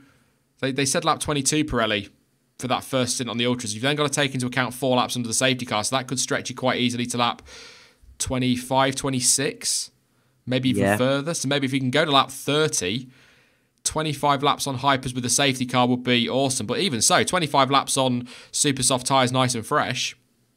should still be pretty quick. Especially against Lewis Hamilton, who's going to have been going forever on those super soft tyres. I'm starting to smile. This it could happen. I'm going to come to you guys in chat now. Just see what you're all saying. A few of you mentioning Jenson Button going to be on the Sky team next year. That's a reason to get Sky, if nothing else, Dan. That's going to be good. When's the last time we've seen rain in Abu Dhabi Grand Prix? I don't think I've ever seen rain at an Abu Dhabi Grand Prix. No, I don't think we have we? No, it might have rained over a weekend at some point, but I've not seen it for a race. So I don't think so. I bet it will start pouring down after the race ends. Hockenheim flashbacks, says Sizwiz. Yeah, absolutely. That will be sod's law. Waiting for rain all that time. Proper downpour in Germany. It happened just as they got part to win part Ferme, didn't it? Yeah, that was quite good. Daniel Philpott says, let's go, Grosjean. I think he's the other fan. Man, come on. That's the sort of positivity we need to get past stupid Van Dorn. Seems like it's taking forever. Jack Chambers says, what happened to the sausage curb? I think it's still there. Out of turn 20. I've not seen anything say it's been removed. I'll keep an eye out when they come back round. But as far as I know, it's still there.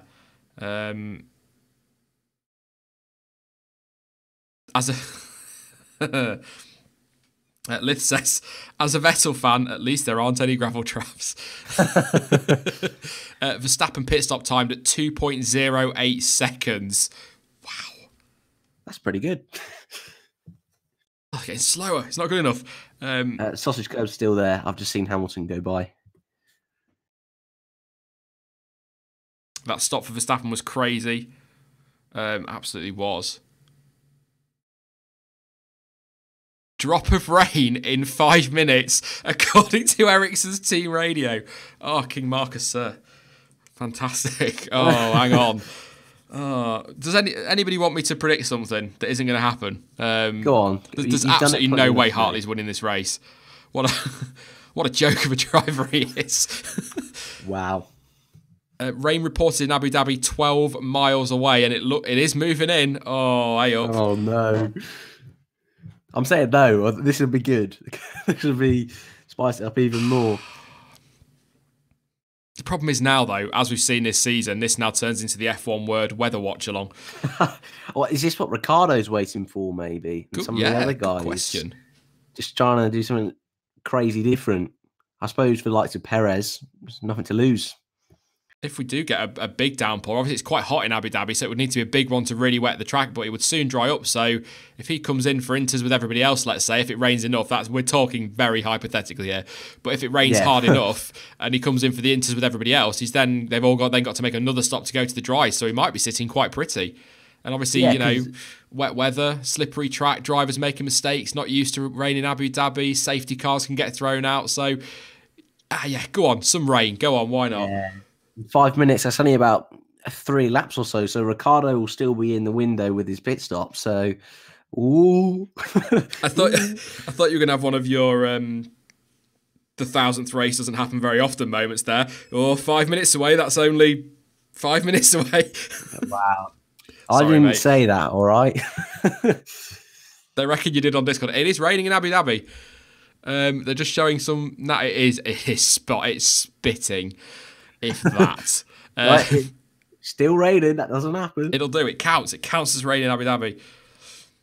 They were just showing it from the camera there. I'll give you another rundown, another Van Dorn of the order, just because it's gone a little bit quiet while we wait for this rain. As I've just watched this one, though, we've got, I think that's Ocon having a go at Sirotkin.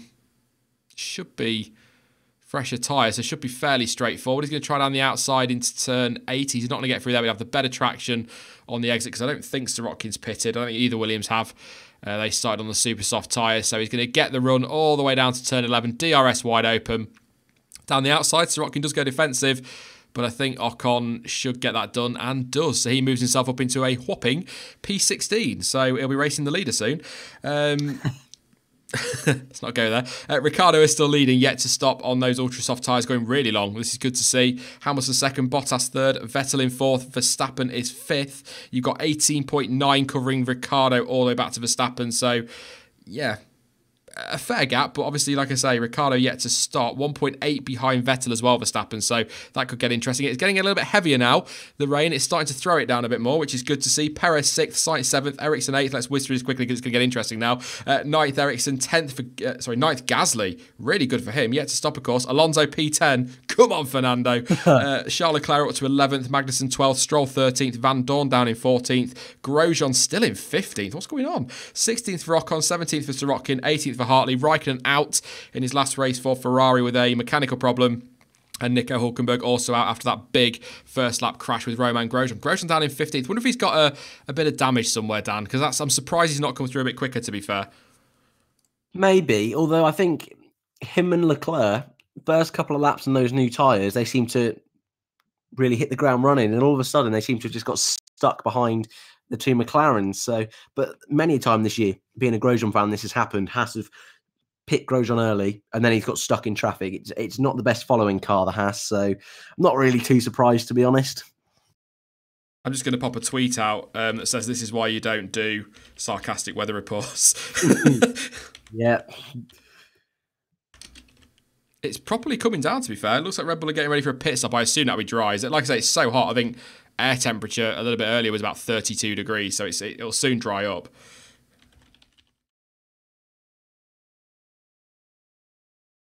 Lol. I'll stick a lol at the end. Why not? It's end of season. I'll treat myself. But yeah, I don't think it's not chucking it down. But it's wetter than I thought it was going to be. Yeah, this isn't supposed to happen.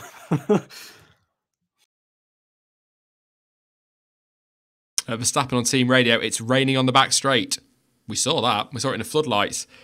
I think you have to remember as well, when they show the stuff on camera, the floodlights are always going to make the rain look heavier than it actually is. So I'm not trying to take anything away from Abu Dhabi and them trying to, very wide out that final corner from Sergei Sorokin. That is going to allow Mr. Hartley a good run down the outside into turn 1. Oh, Sorokin's not going to let it go easy, but he's going to stay there. Good move from Hartley, that. I know. Oh, it's Gasly, sorry. Oh, no, it isn't. It was Hartley. Thank you. Stupid timing screen. But Gasly has also got past Ericsson, I believe. But it was very wide, maybe a little bit slippery because he lost the back end there, Sorokin. And then Hartley's got the run on him into turn 1. A little bit easy because of that mistake from Sorokin, but still decent to hold it down the outside from Brendan Hartley. Ericsson is slow, I think. Ericsson looks like he's pulling. Yeah, I think Ericsson's out. Oh, no. Not again. Marcus, no. Oh, Discord, I'm so sorry. Oh, they're just ruining the stories today. Oh, blimey. He is, yeah. Game over. His last race in F1, potentially ever. Says no power at all. You can probably guess a tweet that's about to go out. But, yes. Yeah, game over for Marcus Ericsson. I was winning the points as well. I know yet to stop, but... Well, that's the club in the points again now. Just that's one positive that comes from it. Probably the only positive. Yeah, who's ahead of him? Let me just have a look at the live timing here in terms of who needs to stop. So Leclerc, Alonso, Gasly, Sainz, and Perez all yet to stop. So he's net P6 at the moment. Yeah, because he's only 17 seconds off Perez. That should be enough. So he is net P6 at the moment, but that is not enough. Or is it? Hang on. Just let me do my maths. Good luck with that. No, 8 points for P6 would be enough to get Force India in the championship if Force India don't score more than 1. See, I think that's the unlikely bit. I think Perez looks very well positioned, and Ocon as well, sat behind Grosjean. Although those two seem to have, I suppose, drifted away, stopping early. It's not quite worked. There goes Charles on Fernando. I suppose quite an iconic moment. The old guard and the new challenger. I'm weird like that, Dan. I look at stuff like that way too much. Put Leclerc back into I like P9 that as well. Don't worry. I think it's just F1 fans are like that, aren't they? I think we are. We're just weird, aren't we? Yeah. So Leclerc back into P9, and as Metal Gear Solid Snake says, Jonty's prediction is getting closer. I bet he's bricking it now that Ericsson's got mechanical problems. Not Leclerc, not Leclerc. I'm just glad I didn't promise him a prize if he was right. Because even he admits that prediction at the start of the season was crazy, and it's definitely raining on that back straight. There's Nico Hulkenberg. He's on the pit wall. He's absolutely fine. He's absolutely fine. He's on the pit wall, waving to the crowd, watching the cars go by. A shame for his season to end that way, to be honest, because he's been brilliant this year. In comes Perez. Checo goes, I think that's super softs to the end. Or has he put the ultras on? Because he started on the ultras, didn't he? Yes, it'll be super softs on, because I don't think the hypers will go to the end from there. Ricciardo's still going. He's still chugging along. His lap times aren't bad, Dan. Last time round, 44.8, 4 tenths slower than Hamilton, but on ultra softs that have done 26 laps plus what he did in qualifying, so you'd say 26 laps, a hot lap 27, and then maybe an out lap and an in lap take that to 28 maximum. That's pretty solid. Yeah, I think it's going to be sometime soon, isn't it? Next 5 laps, you'd think. Although Red Bull just seems very good at looking after those tyres at the moment. So who knows, really? But yeah, you'd expect to see him in next couple of laps, I suppose. Oh. This has been solid.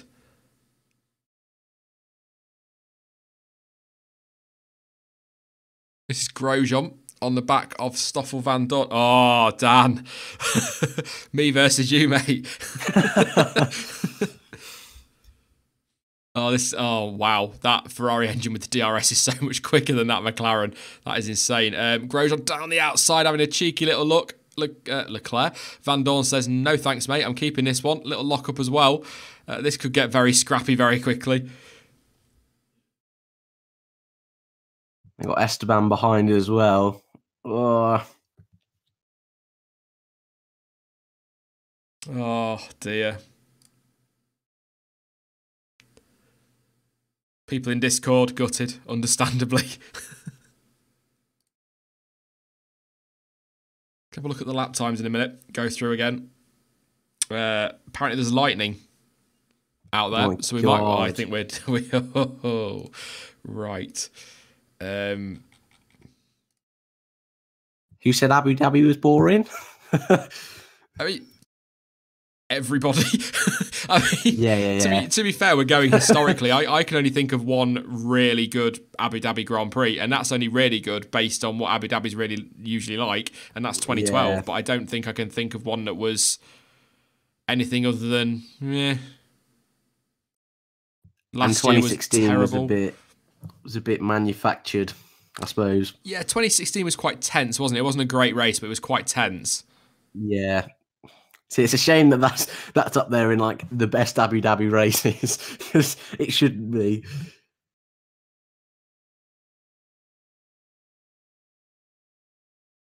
Listen to some team radio now. Red Bull's been told there's a tailwind into turn 1. I'll tell you what, Stroll has kept with Magnussen all race long. That's been very impressive. I'll give him that. Could be. Oh, it will be his last race for Williams, won't it? So yeah, whatever happens, it's last race for Williams. Yeah. I love Will Smith, but I want to watch the racing. Please, FOM. So what have we got? I'm going to look through the field at some battles we've got going on. Obviously, the leaders are settling down a little bit at the moment. I think everyone's just waiting. Hamilton's probably looking going, how is that Red Bull still there? But just waiting really for him to make his stop. But Sainz 15.3 up the road from Gasly, so nothing really there. Leclerc is catching Gasly a little bit at a time. A tenth quicker on the last lap. He's 3 seconds back. Perez 1.1 behind Leclerc, like you said there, Dan.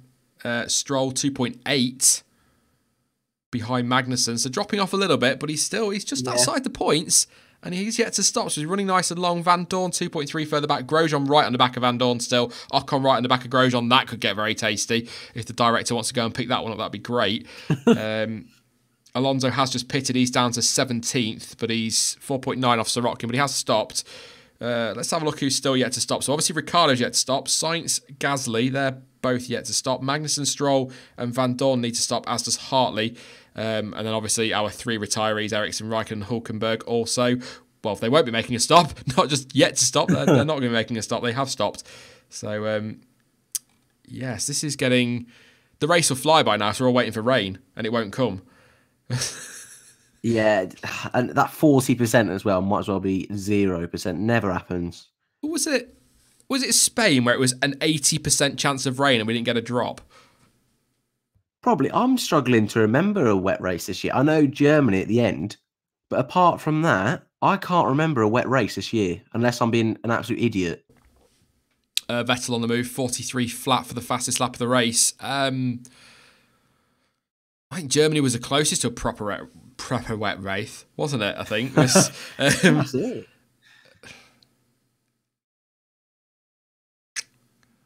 I'm just trying to think.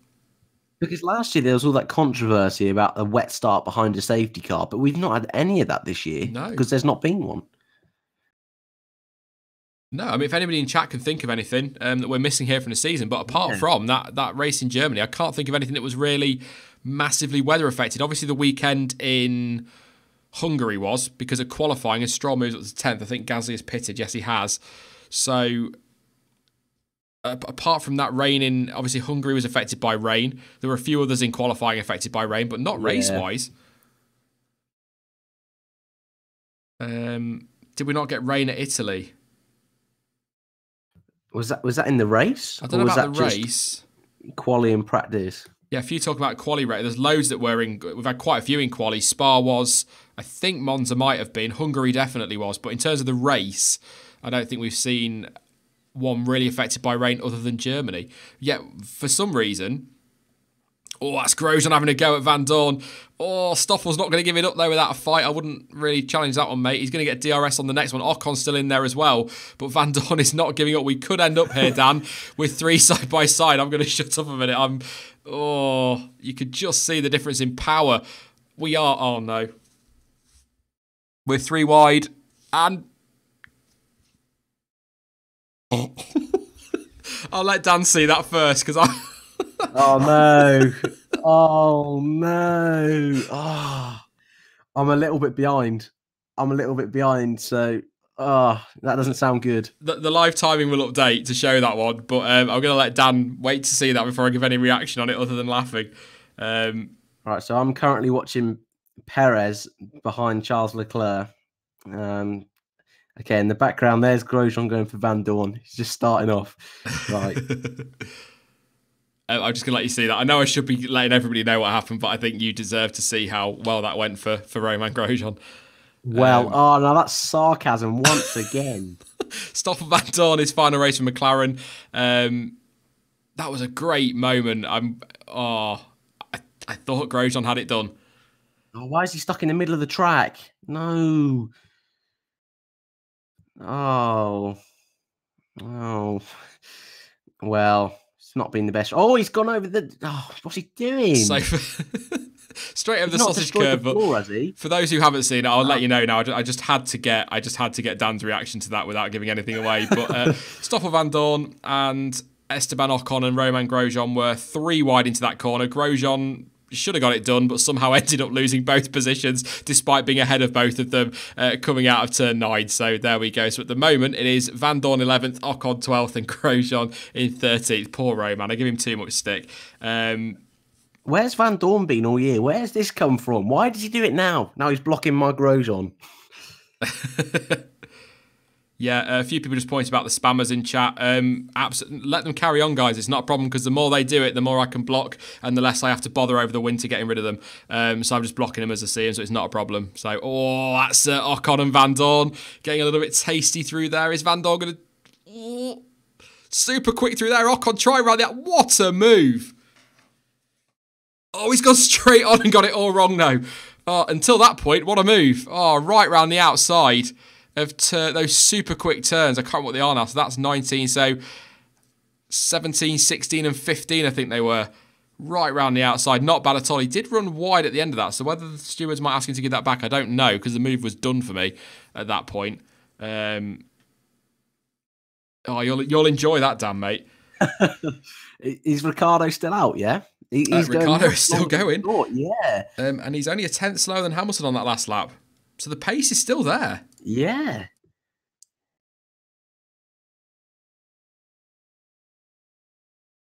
by Apex Limitless, mate. Thank you very much for coming along. Hopefully see you over the winter at some point.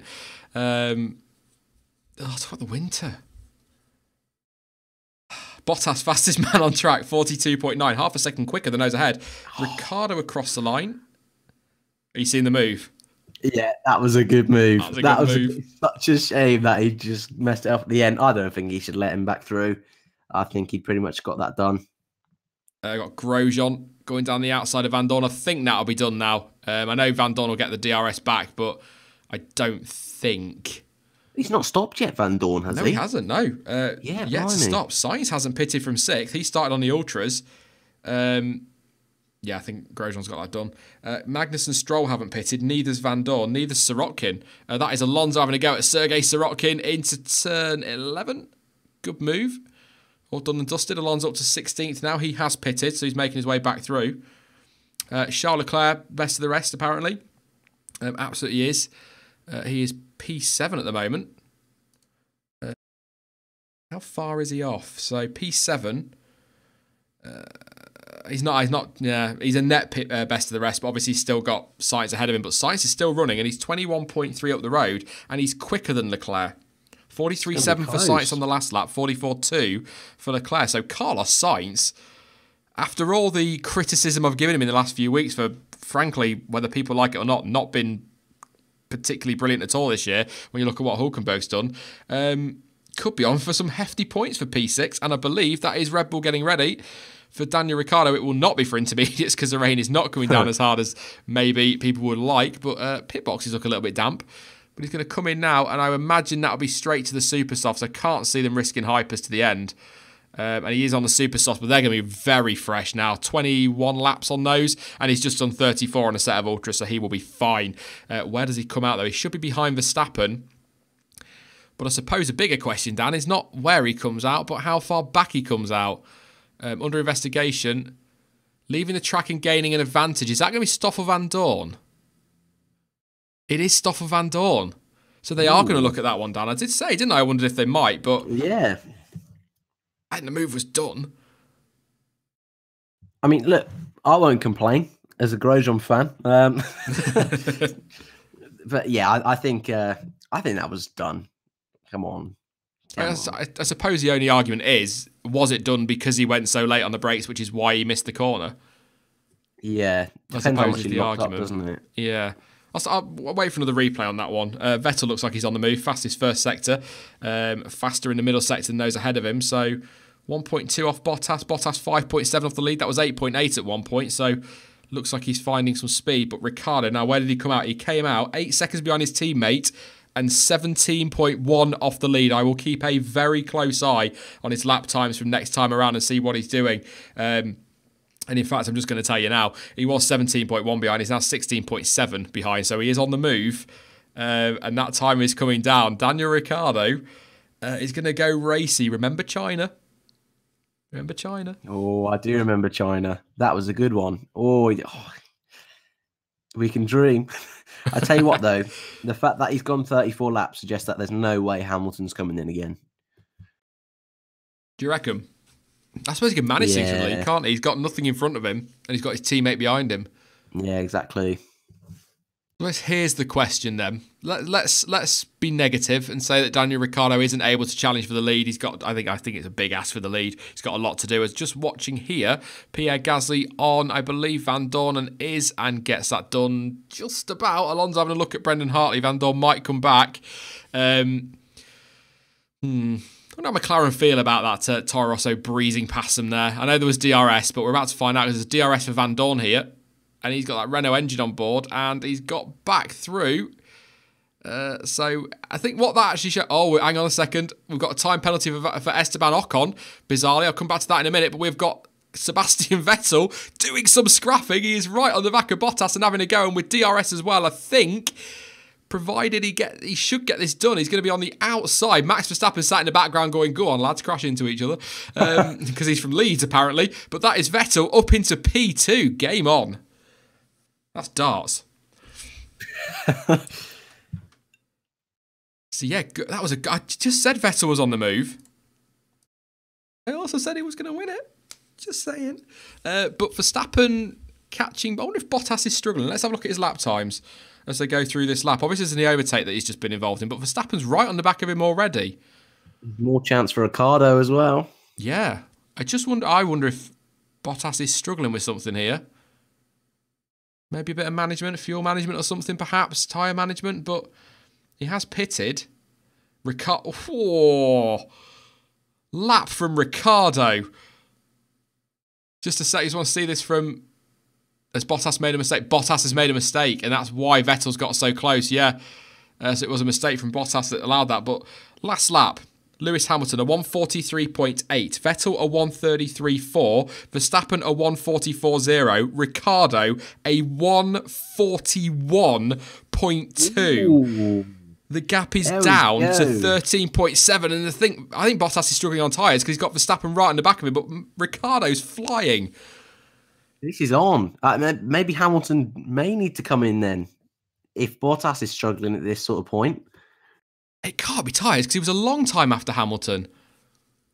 Yeah. He's locked up again and gone straight on. And he's got a problem somewhere, Bottas, because he's just locked up and gone straight on. And Verstappen, I think he might have to. I don't know about giving him the place. He wasn't really challenging, but Bottas has got a problem here. Well, Brakes, that's 21 races, 21 predictions I've got wrong. Bottas looks like he's trying to let Verstappen through here. And Verstappen's not going for it for some reason. Max, go past. I think Bottas he's very slow. He's let the gap close up. So that might be what he's doing.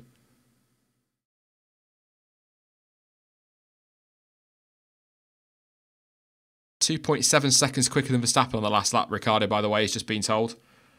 2.7. That is phenomenal. We've got a hell of a race about to go, and it's been decent to this point. Still got 20 laps to go. We have, mate. I don't think I've ever watched an Abu Dhabi Grand Prix that I don't want to end. This is Bottas. That's 2 lockups in 2 laps. I wonder if could be tyres. He looks like he's moving again up to pace, but that was really odd. And we've had Van Dorn in as well and Sirotkin. Why did Ocon get that time penalty then? Anybody in chat? Have I missed it somewhere? Did he cut the corner in that move with... No, it was him that went straight on, not Van Dorn, wasn't it? Doesn't matter. Forget it. Yeah. Sorry, I got myself muddled there. I was trying to keep up then. Ignore me, chat. Sean's just having an end-of-season moment. What my excuse was in Australia and the rest of the races, but just an end-of-season moment. I've got an excuse today and I'll use it. So what we got going on. So Verstappen's still right in the back of Bottas. Bottas has not got a huge amount of pace. Again, last lap. Is it still raining? I don't think so. I'm going to say, because maybe his tyres have gone cold, but I don't know. Ricciardo's right there as well. 42.6 for Ricciardo, 43.1 for Hamilton, 44.8 for Verstappen, fighting with Bottas. Daniel Ricciardo, at this pace, 1.8 the gap, will be on the back of these two if Verstappen don't get it done. Probably by this time in a lap's time. Genuinely, he's that quick at the moment. Looking at the sector times, maybe I might have to wait another lap to be fair. But 3 tenths quicker in the middle, quicker by a tenth, so he's nearly half a second up on this lap already. Gap down to 1.6. Oh, I know you like me using the word, Dan, but this is going to get tasty. Yes, it is. Yes, it is. This is really spicing up. Will Max let him through? Will Red Bull ask? I mean, I don't know if Max will fancy it. He's right. He's got to get the move to swap to Bottas. He's just locked up going into turn 8. This was a couple of laps ago now. But he did similar to with Vettel, so it's either maybe a little bit damp down there. Car 76 Bottas missed the apex of turn 8. Thank you very much, FIA. I'd never have guessed that from the fact that he missed the apex. But yeah, obviously Mercedes engine in the back of that car. But as we saw in Brazil, with a bit of DRS, that Red Bull could be fairly slippery in a straight line. The gap between them as Sainz finally pits on lap 38. And Verstappen's having a cheeky little look there at Bottas, maybe trying to make him lock up again. Bottas went quite deep into that corner, to be fair, and I think that's going to allow Verstappen to run here. Oh, here we go. He's going to go for it. We've got the DRS, Max Verstappen versus Valtteri Bottas into turn 11. He's going down the outside, is Max. He's going to cut back in on the undercut. Oh, he's going to go for it. This is going to be so tight. There is contact between the two of them. Oh, now then, I need a replay of that one, but I think that's fair. It'll not go down well with Bottas and Mercedes fans, but I think that's fair. Verstappen went for it into turn 11 down the outside, realised he wasn't going to get it done, sort of lifted early and then took back in to get the move done, went for the inside then and then into the outside. What was the inside for turn 12? So the outside for, what is 12 and then the inside for 13. That's what I'm on about, into that chicane. A little buff of wheels, which does send Bottas wide and locking up, but I think that's a bit of argy-bargy, but I think that's racing. That is racing, and yeah. I'm just here now. I'm just about to see it. So this will be almost the replay, if you will. But... You might have a different view, but I think that's all fair. But then I thought the Ocon one was fairly all right. But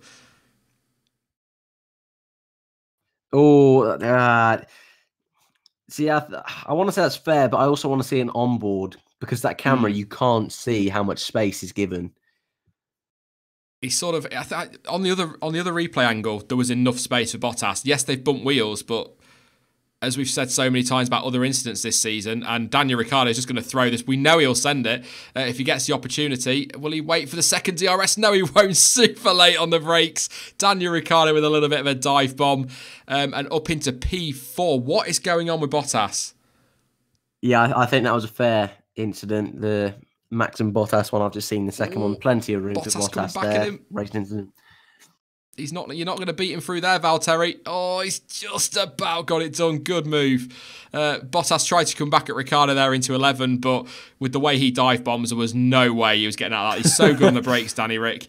Yeah, I think that was fair, to be honest, for Verstappen and Bottas. There was wheel banging. The wheel banging did see Bottas lock up and go wide, but as we've said so many times, with so many incidents up and down the field all season, Verstappen could have backed out of that and prevented there being contact, but Bottas could also have left a bit more space on the inside. So 50-50, no issue for me. But then, what do I know? I've been wrong pretty much all day today. probably get a black flag or something now. Just have another look at the replay here. Yeah, that's fine.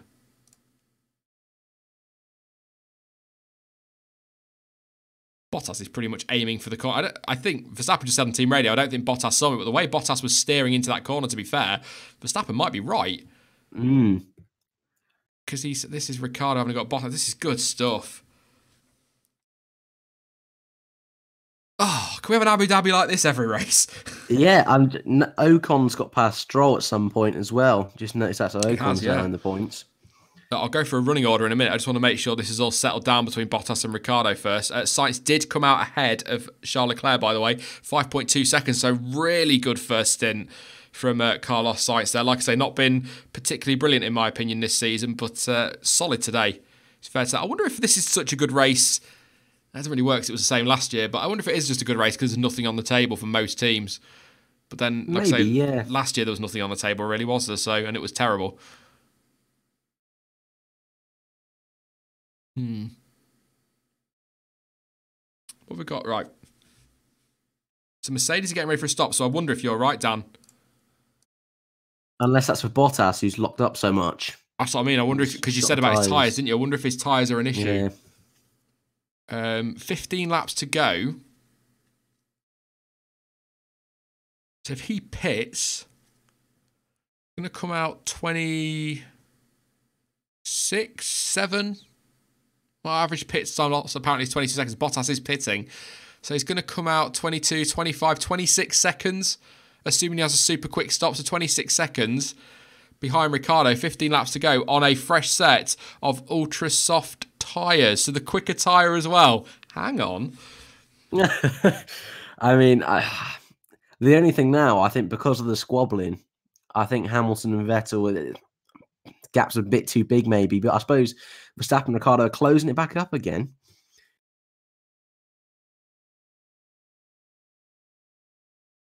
Watch Bottas come out here. So yeah, he's come out 24.1 behind Ricciardo. I want a million miles away. Come on, maths.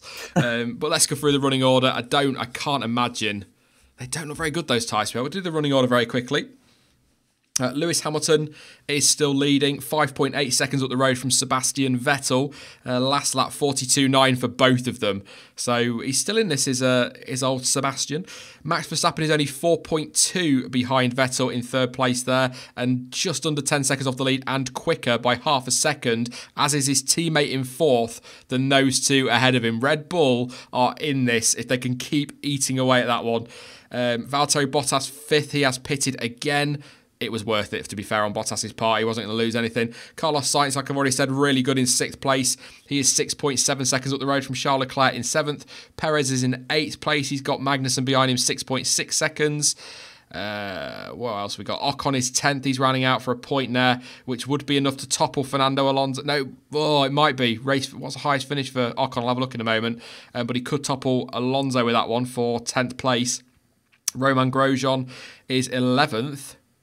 Which I thought he'd come through quicker than that, honestly. Not just saying that because it's a little dig at Dan. Yeah. But I thought he'd come through quicker than that. Gasly in 12th, Alonso 13th, Hartley 14th, Stroll 15th, who's just pitted. Finally, 16th is Van Dorn and Sorokin is 17th. Kevin Magnussen on lap 42, who started on the super soft tyres, yet to stop. But he's only in P9, and I'd imagine he's going to drop quite a way down once he makes that stop because he's not got particularly brilliant pace at the moment. It's not bad, but it's not great. So, yes, Bottas purple in the first sector expected. But, yeah, not bad at all this, Dan.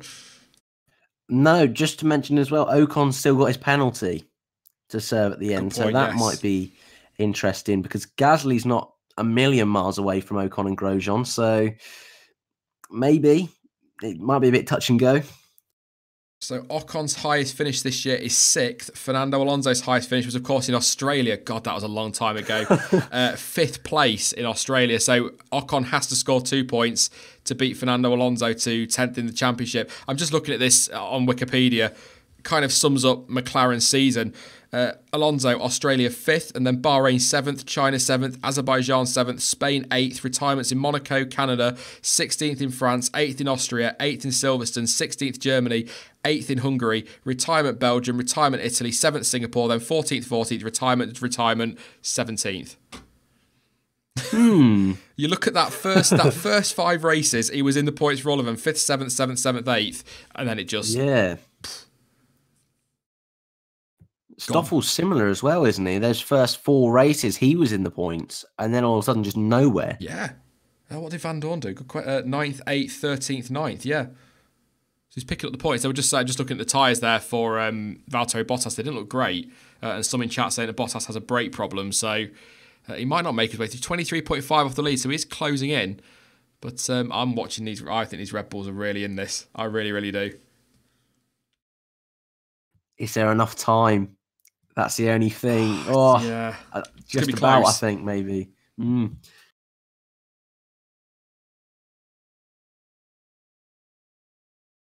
Just try to listen out as well as try to do like 9 things at once. It's a problem when you stream, Dan. It's like try to do 101 things at once. Lando Norris there, obviously driving for McLaren next year. Good drive this morning in the F2. Really, really good to get his championship position sewn up. So... Did he get second in the end? Yes, I think. I'm sure he did. You think? Okay. You sound very confident. I'll put you on the spot now. You have. I'm sure he did. I'm going to have a look. I'm going to go to their website and have a look. I think he did. Have a look. He did get second, yeah. In the end, just beat Alex Albon. Bad weekend for Albon, to be fair. Yeah, felt for him. I like Alex Albon. Will he get that seat? I don't want to talk silly season now, but this could be Hartley's last race. I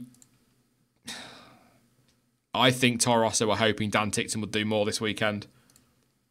Yeah, that's fair. But he didn't. Just put it that way. He just didn't. Yeah. And he was never going to. He needed like 63 points, really, and then a decent winter series. I think he'll be in Japan next year, do Japanese Super Formula, and then maybe F1 the following year. But, Dan Tickton, sometimes I think he's a lad. He's all right. He's got potential to be good in Formula 1. I don't think he's a world champion or anything like that in the future. But, Yeah, he just needs to keep his gob shut. I think he said something like, he just said something like, "Oh, I'll go to a winter series. I don't think there'll be anybody there that will be able to take me on. So it should be pretty easy to pick up the points." Was effectively what he was saying, and you're like, "What? Shut up! Let's just go and try some modesty, mate. You're still young." I'm one of the few that quite like him, and I like the fact he's got this bad boy attitude, but some of the things he says, and obviously some of the things he's done in his career, are completely unacceptable and just stupid. Yeah, I'm surprised Red Bull have kept him on, but I suppose they haven't really got many alternatives, have they? That's probably the only reason.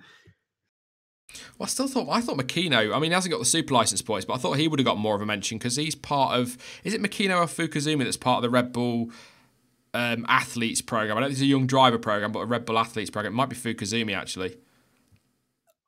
I'm not too sure. Now you say. It is one of them, though, because one of them's a Red Bull and a Honda young driver, aren't they? Yeah.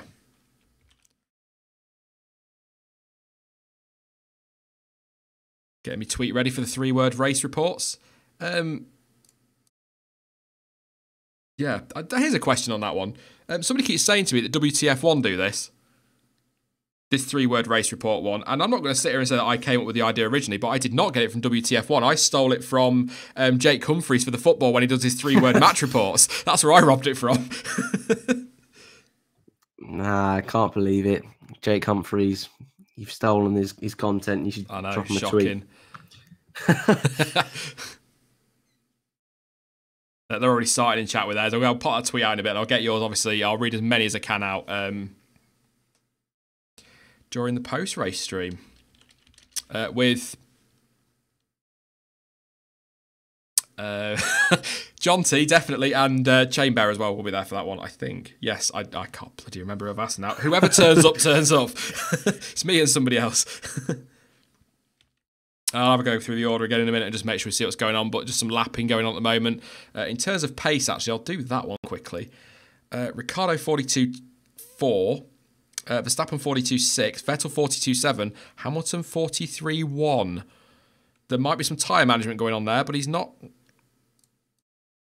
matching them for pace at the moment. He might have something left to give, but we'll keep a very close eye on that, Dan, because this might get tasty towards the end. He's been on those tyres a hell of a long time now. It's really going to start to be the point now where those tyres are on the edge.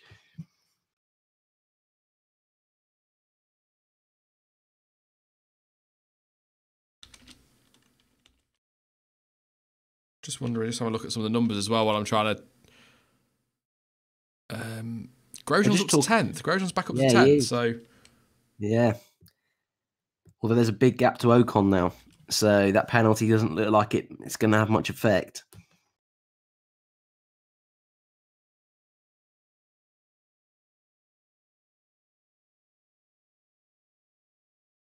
Oil on the tyres apparently from Ocon. There's some smoke coming out the back of his car as well.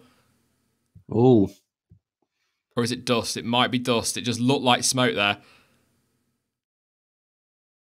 That's something. We've not really heard much from Max's issues at the start, have we? That seems to have completely vanished. Yeah, that's gone quiet because he was... I thought it was race over when I saw those Force Indians breeze past him. There's definitely some... Yeah, there's smoke coming out the back of that Force India. Oh, but then he goes through a corner, it looks like dust. It's windy, I'll tell you that for nothing, but there just seems to be a bit of a mist coming out the back. It's definitely something coming out the back of that car. Might just be oil burning. Not at this stage of the race, oil burning off. Surely not. They don't overfill them that much. He's pitting. I think that's game over.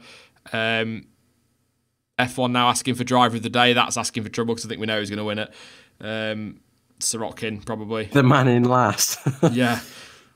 This is what I'm saying to people about, he's pulling over pit entry. That might close the pit lane unless they get him out of the way quickly. He stopped in the worst possible place, but I think he's lost his power.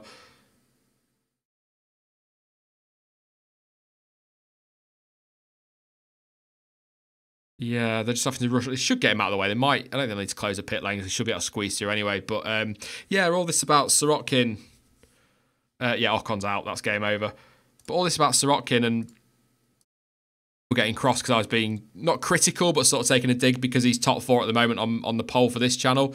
And it's like, I get the joke and I get that it's funny and it's a nice thing to try and do, but they're not serious votes. He's been good this year, much better than I thought he was going to be, but he is not top 5 on the grid in terms of who's been the best drivers this year, not by a mile. He might sneak 10th in the top 10, but I don't even think he's in my top 10. No, I think I've been a bit more impressed with Stroll this year. I hate to say it, I really do, but some of Stroll's starts this year, even today, the fact that he was able to stick with Magnussen for most of the race, to me, that's just a little bit more impressive. And yes, Stroll's had an extra year, but no.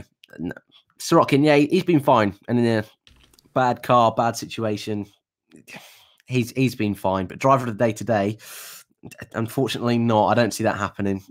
Although he probably will get it, won't he? Because of the votes. Yeah. So we'll see. Let's run through this order then very quickly for one of the last times of the race and the season. Oh, it's emotional. Lewis Hamilton, he is still leading. 1:43.6 on the last lap. He is 5.1 now up the road from Vettel, who did a 1:43.7. So he's definitely still pacing that Mercedes at the moment. Verstappen is third, 43.6. I don't think... No, he's 2.3 behind Vettel, so he's only 7.6 off the lead, so there's still time.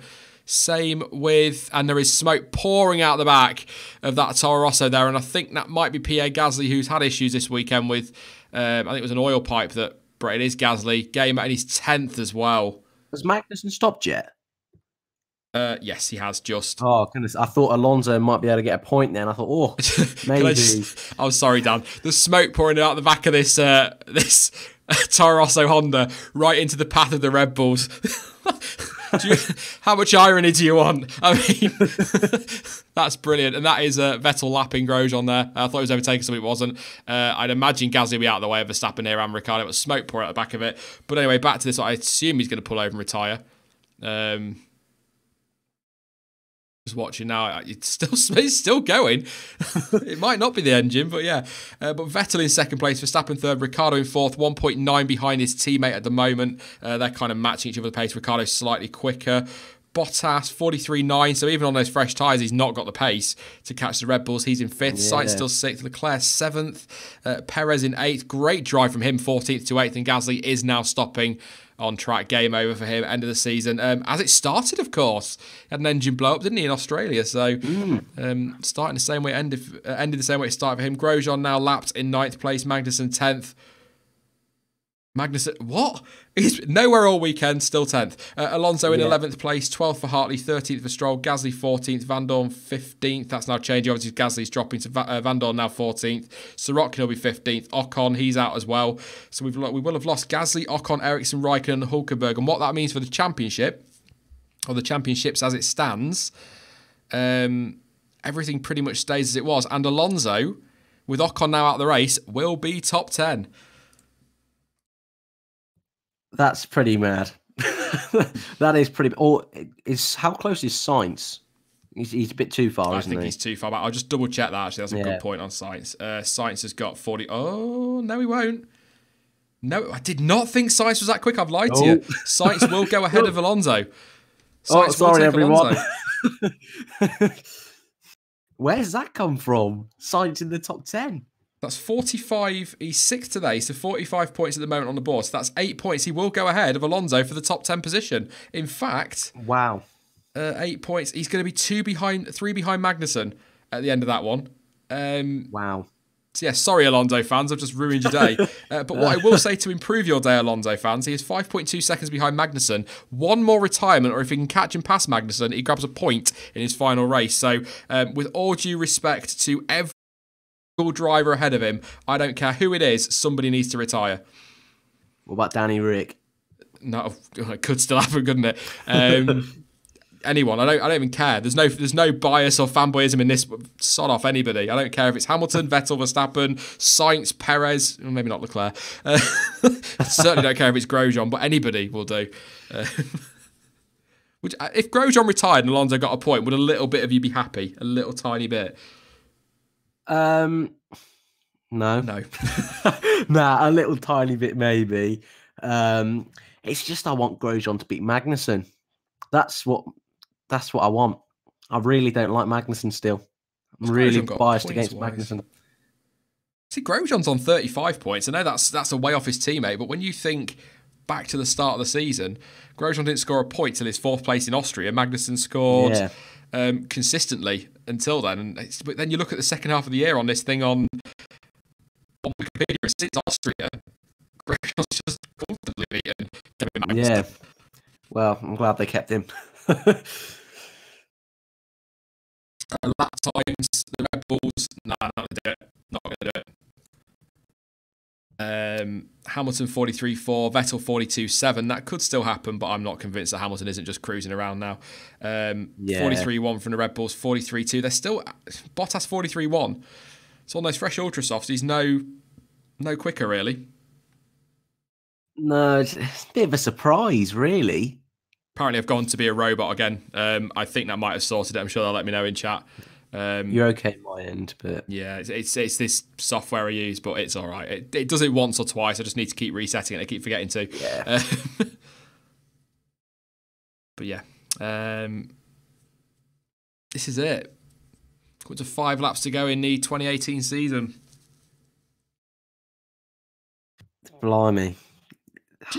It's your first full year with YouTube, isn't it, as well? Your first full season. Have Today, you noticed actually. It's gone? Is it? Oh, happy anniversary, today, dude.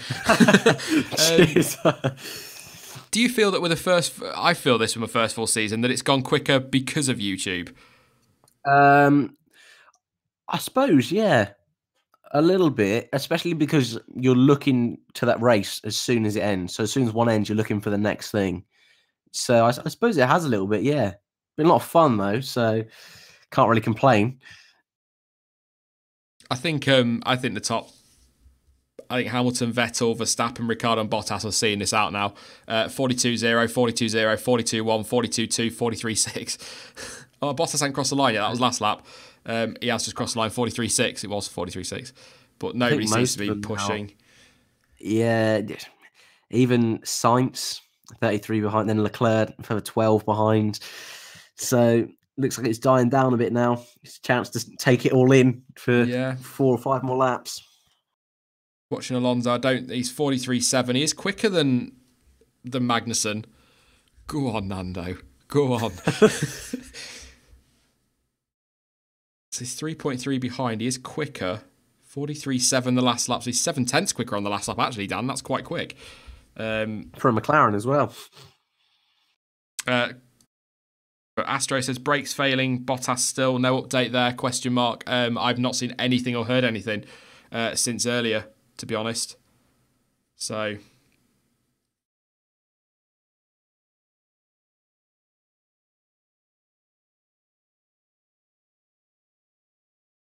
Hang on.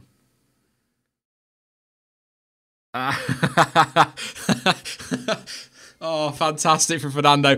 Told to go get him on Magnussen and adjust something on the steering wheel. And he said something like, I've got 1,180 points. And then his engineer came back and said, let's make it 1,181.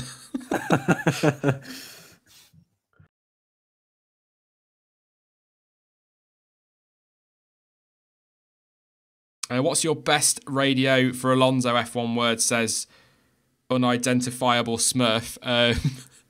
There's some great names on the internet. That's an easy one. Come on. It'll either be the GP2 engine one, or the one with Palmer. Oh wow! Where is Palmer? He's retired. Karma. You see, I think it's got to be all the time. You've got to leave a space. When he was fighting with Rosberg, that's the one.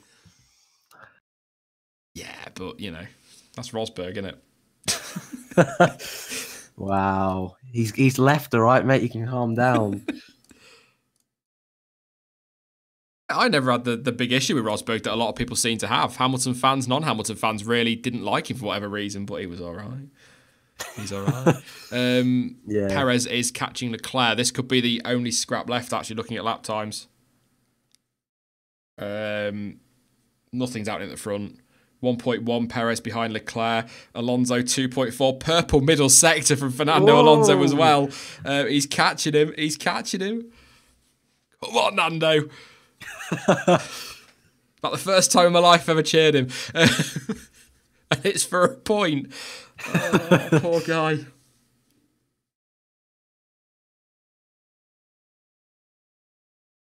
There's not been that many special stories, so if Nando could just get that 1 point, oh, that would be it. That'd be great.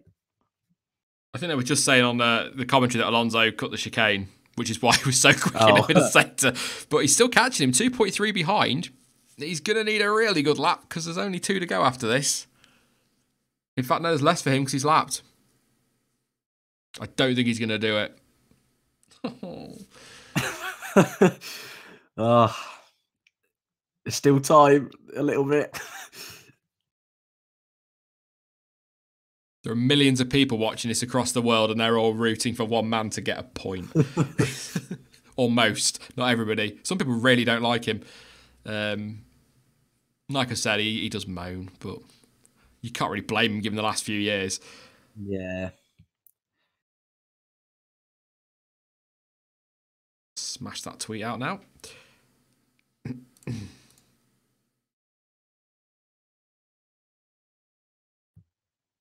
It's a bit crazy that most of these guys on circuit now, most of them won't be in the same team next year.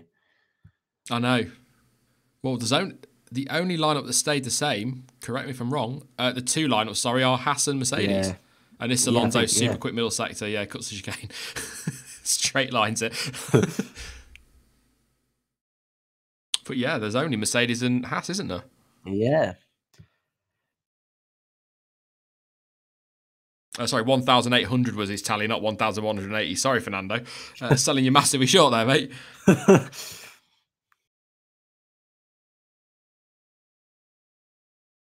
Here's a question, penultimate lap for you. I'm going to put you on the spot one last time, Dan. All right. Driver lineup. Is Bottas lucky that this dip in form didn't come before Ocon was dropped effectively by Renault and McLaren in terms of interest? I don't think so. I think they would have kept him on for one more year. I think especially his early form was good enough. And I hate to use this word, but he has been a good wingman to Hamilton. And I think while Hamilton's still trying to go for these 7 world championships, it's a little bit of breathing space, I suppose, having a teammate that isn't quite there. So, but it's a good point for sure. Spectre says, no fairy tale endings here. I think the fairy tale endings ended, mate, when Raikkonen retired, Ericsson retired, Ocon retired, and Gasly retired. It all just went a bit wrong. And Leclerc didn't end up fighting for the podium. Like, we maybe stretching it a bit, but we thought he could have been top 5 with that early pace. But didn't work with the super softs, did it? Everyone that went on super soft didn't work out. Sorry. That's all right. I was just going to say Fernando Alonso 1.2 seconds behind Magnussen with a lap to go. The stewards has been given a 5-second time penalty for leaving the track and gaining an advantage. So basically he went across that chicane, floored it, cut the gap to Magnussen. We all got excited, and now he's got off. So he's now 6.3 behind Magnussen. Oh well, we got donuts on the way. Hopefully, yeah, hopefully. Love a good donut, but this is it, the final lap of 2018, and I've got a cliche written down and everything. I know. I'm like cliche king on these streams. It's ridiculous, but I've got one ready. I'd imagine you can probably work out what's going to happen here. But yes. Final lap. Hamilton on the back straight-ish. On his way down that long straight into turn 8. Vettel's catching him, but I don't think he's going to close 3.8 seconds in a lap. He was a second quicker on the last lap, but I'd be surprised. I suppose one final penalty for Alonso is something. One cheeky little motor. He won't care, will he? One bit. No, he's getting used to penalties these days, whether it's grid penalties or whatever. Dearie me. It's been a good season. I've enjoyed it, and I'm definitely looking forward to 2019 with all the changes on the grid. But Lewis Hamilton is coming into this final sector now. Coming through those super fast corners. I love that sequence of corners in Abu Dhabi. I'm not going to lie. It's about the only thing I like apart from the backdrop. But he's coming through turn 18 now. Where's my cliche? I've got it written down. There we go. Make sure I get it right. Coming through now. You're going to be sick when I say it, Dan. I'm so sorry. I've got to join the club. They'll all say it. But Lewis Hamilton through the final corner. And as the sun sets in Abu Dhabi, it also sets on another Formula One season as Lewis Hamilton wins the 2018 Abu Dhabi Grand Prix. Sebastian Vettel, I'm I'm so sorry. Comes home in second place. I had to join the club of people that say that one. But it is all over for 2018. Hamilton wins again. Vettel second. Verstappen does come across third. I said I felt like Verstappen was going to get a podium. I'm taking that as 2 predictions this weekend that got right. Ricciardo slowing right down as he crosses the line to celebrate with the team. That's it for him at Red Bull. That is all over for him now. He's on his way to Renault. 4th place. I think he can be very happy with that one. Definitely. Valtteri Bottas probably very disappointed with 5th place. I think we thought they might have given him the win today, or at least helped him towards that victory. But maybe, as you said, Dan, maybe that's why Hamilton pitted so early. Maybe they were trying to help him out a little bit in strategy, but it has not gone that way for Bottas. He's going to be P5. Charles Leclerc, donuts already from Hamilton before he's even got down to turn 5. He couldn't wait. Donut King. He's absolutely such a well-deserved World Championship this year. It's been a great fight to watch them and Ferrari go toe-to-toe. And I reckon 2019 is going to be even bloody closer. And I cannot wait. They're now at Fernando Alonso. And I've got to stop because I've got a lump in my throat. No, I'm joking. He's doing his donuts now. Oh, he's not doing donuts at all. Come on, Nando. I know it's 11th. But Fernando Alonso wins driver of the day. Officially, it was not Sirotkin. Alonso gets driver of the day. That'll do. Fantastic. Let's have a look at this result then. All that excitement. Just listen to his team radio, actually. Zach Brown says, thank you. You're a champ. Let's go win the Triple Crown. Yeah. Oh, more donuts. Hamilton spinning. And Vettel has spun. Oh, no, he's doing donuts. It's fine. I thought he was just doing a Vettel in 2018 joke before you start anybody. Vettel doing donuts. Hamilton doing donuts as well. They do put a show on a show at the end of the season. I suppose they don't need the engines now. I wonder if any of the... I wonder if Ricciardo fancies a donut with that engine. Blow it up one last time. Yeah, it's a good measure. Absolutely brilliant. And there's I was going to say this, I'm saving it for a video, but I'm going to say it now as well. Given everything that happened in 2007, the respect that Hamilton and Alonso have got for each other is incredible. And I think that says a hell of a lot and is a testament to both of them. They could easily hate each other, but they don't. I know it was a long time ago, but some drivers do hold these grudges. But the respect they've got for each other is just incredible. It was in the press conference the other day, and they're on track. It's good to see. But yes. He wasn't. I know he's got his time penalty as well, but he wasn't a million miles away behind Magnussen in the end. No, it was almost doable. He almost did it, but I think driver of the day. That's a nice little testament. Just listening to Ricciardo's team radio, Christian Horner. Look, what a shot that is. I hope somebody's got a picture I can borrow of Hamilton, Alonso and Vettel in formation flying back to the pits. That is so nice to see. Kudos to all of them, but particularly Vettel and Hamilton there. They're almost escorting him. He's almost got a championship escort to the pits. Oh, fantastic to see. Fantastic. Wow. That's 11 world titles between them, isn't it? Yeah. Jesus. And they're all going round to the grid. I wonder what they're going to do on the grid. Alonso's going round. Hamilton's going round. They fancy another lap, Dan. A drag race. Go on. Hamilton versus Alonso to turn 1. I wonder if this ends up as donuts. I'm just having a guess. Vettel's gone round as well. And we're about to get a Mercedes, McLaren and Sebastian Vettel donut party. 11 world titles between them. Don't hit each other, for God's sake. Oh, that is good to see. Fantastic scenes. This is what makes Abu Dhabi special. Oh, it makes it even harder that people are leaving and it's the last one of the season, but it's good to see.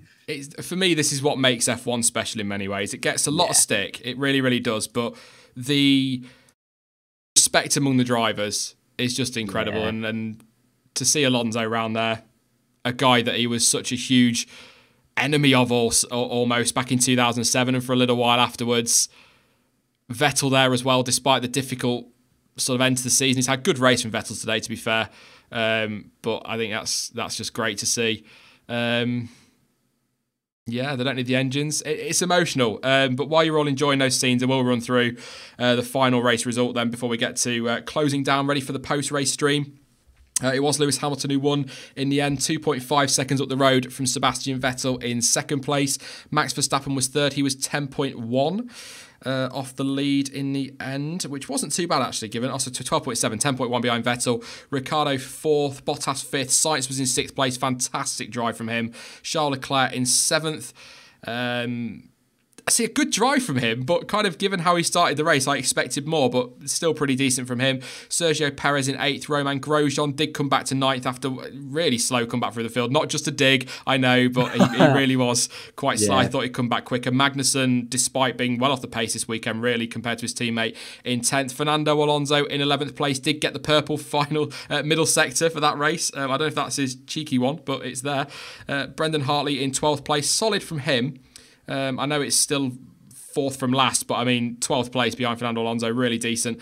Lance Stroll 13th, Stoffel Van Dorn 14th, and Sergei Sorokin in his final race, probably ever as well, down the back. Van Dorn 14th, of course, on his last race.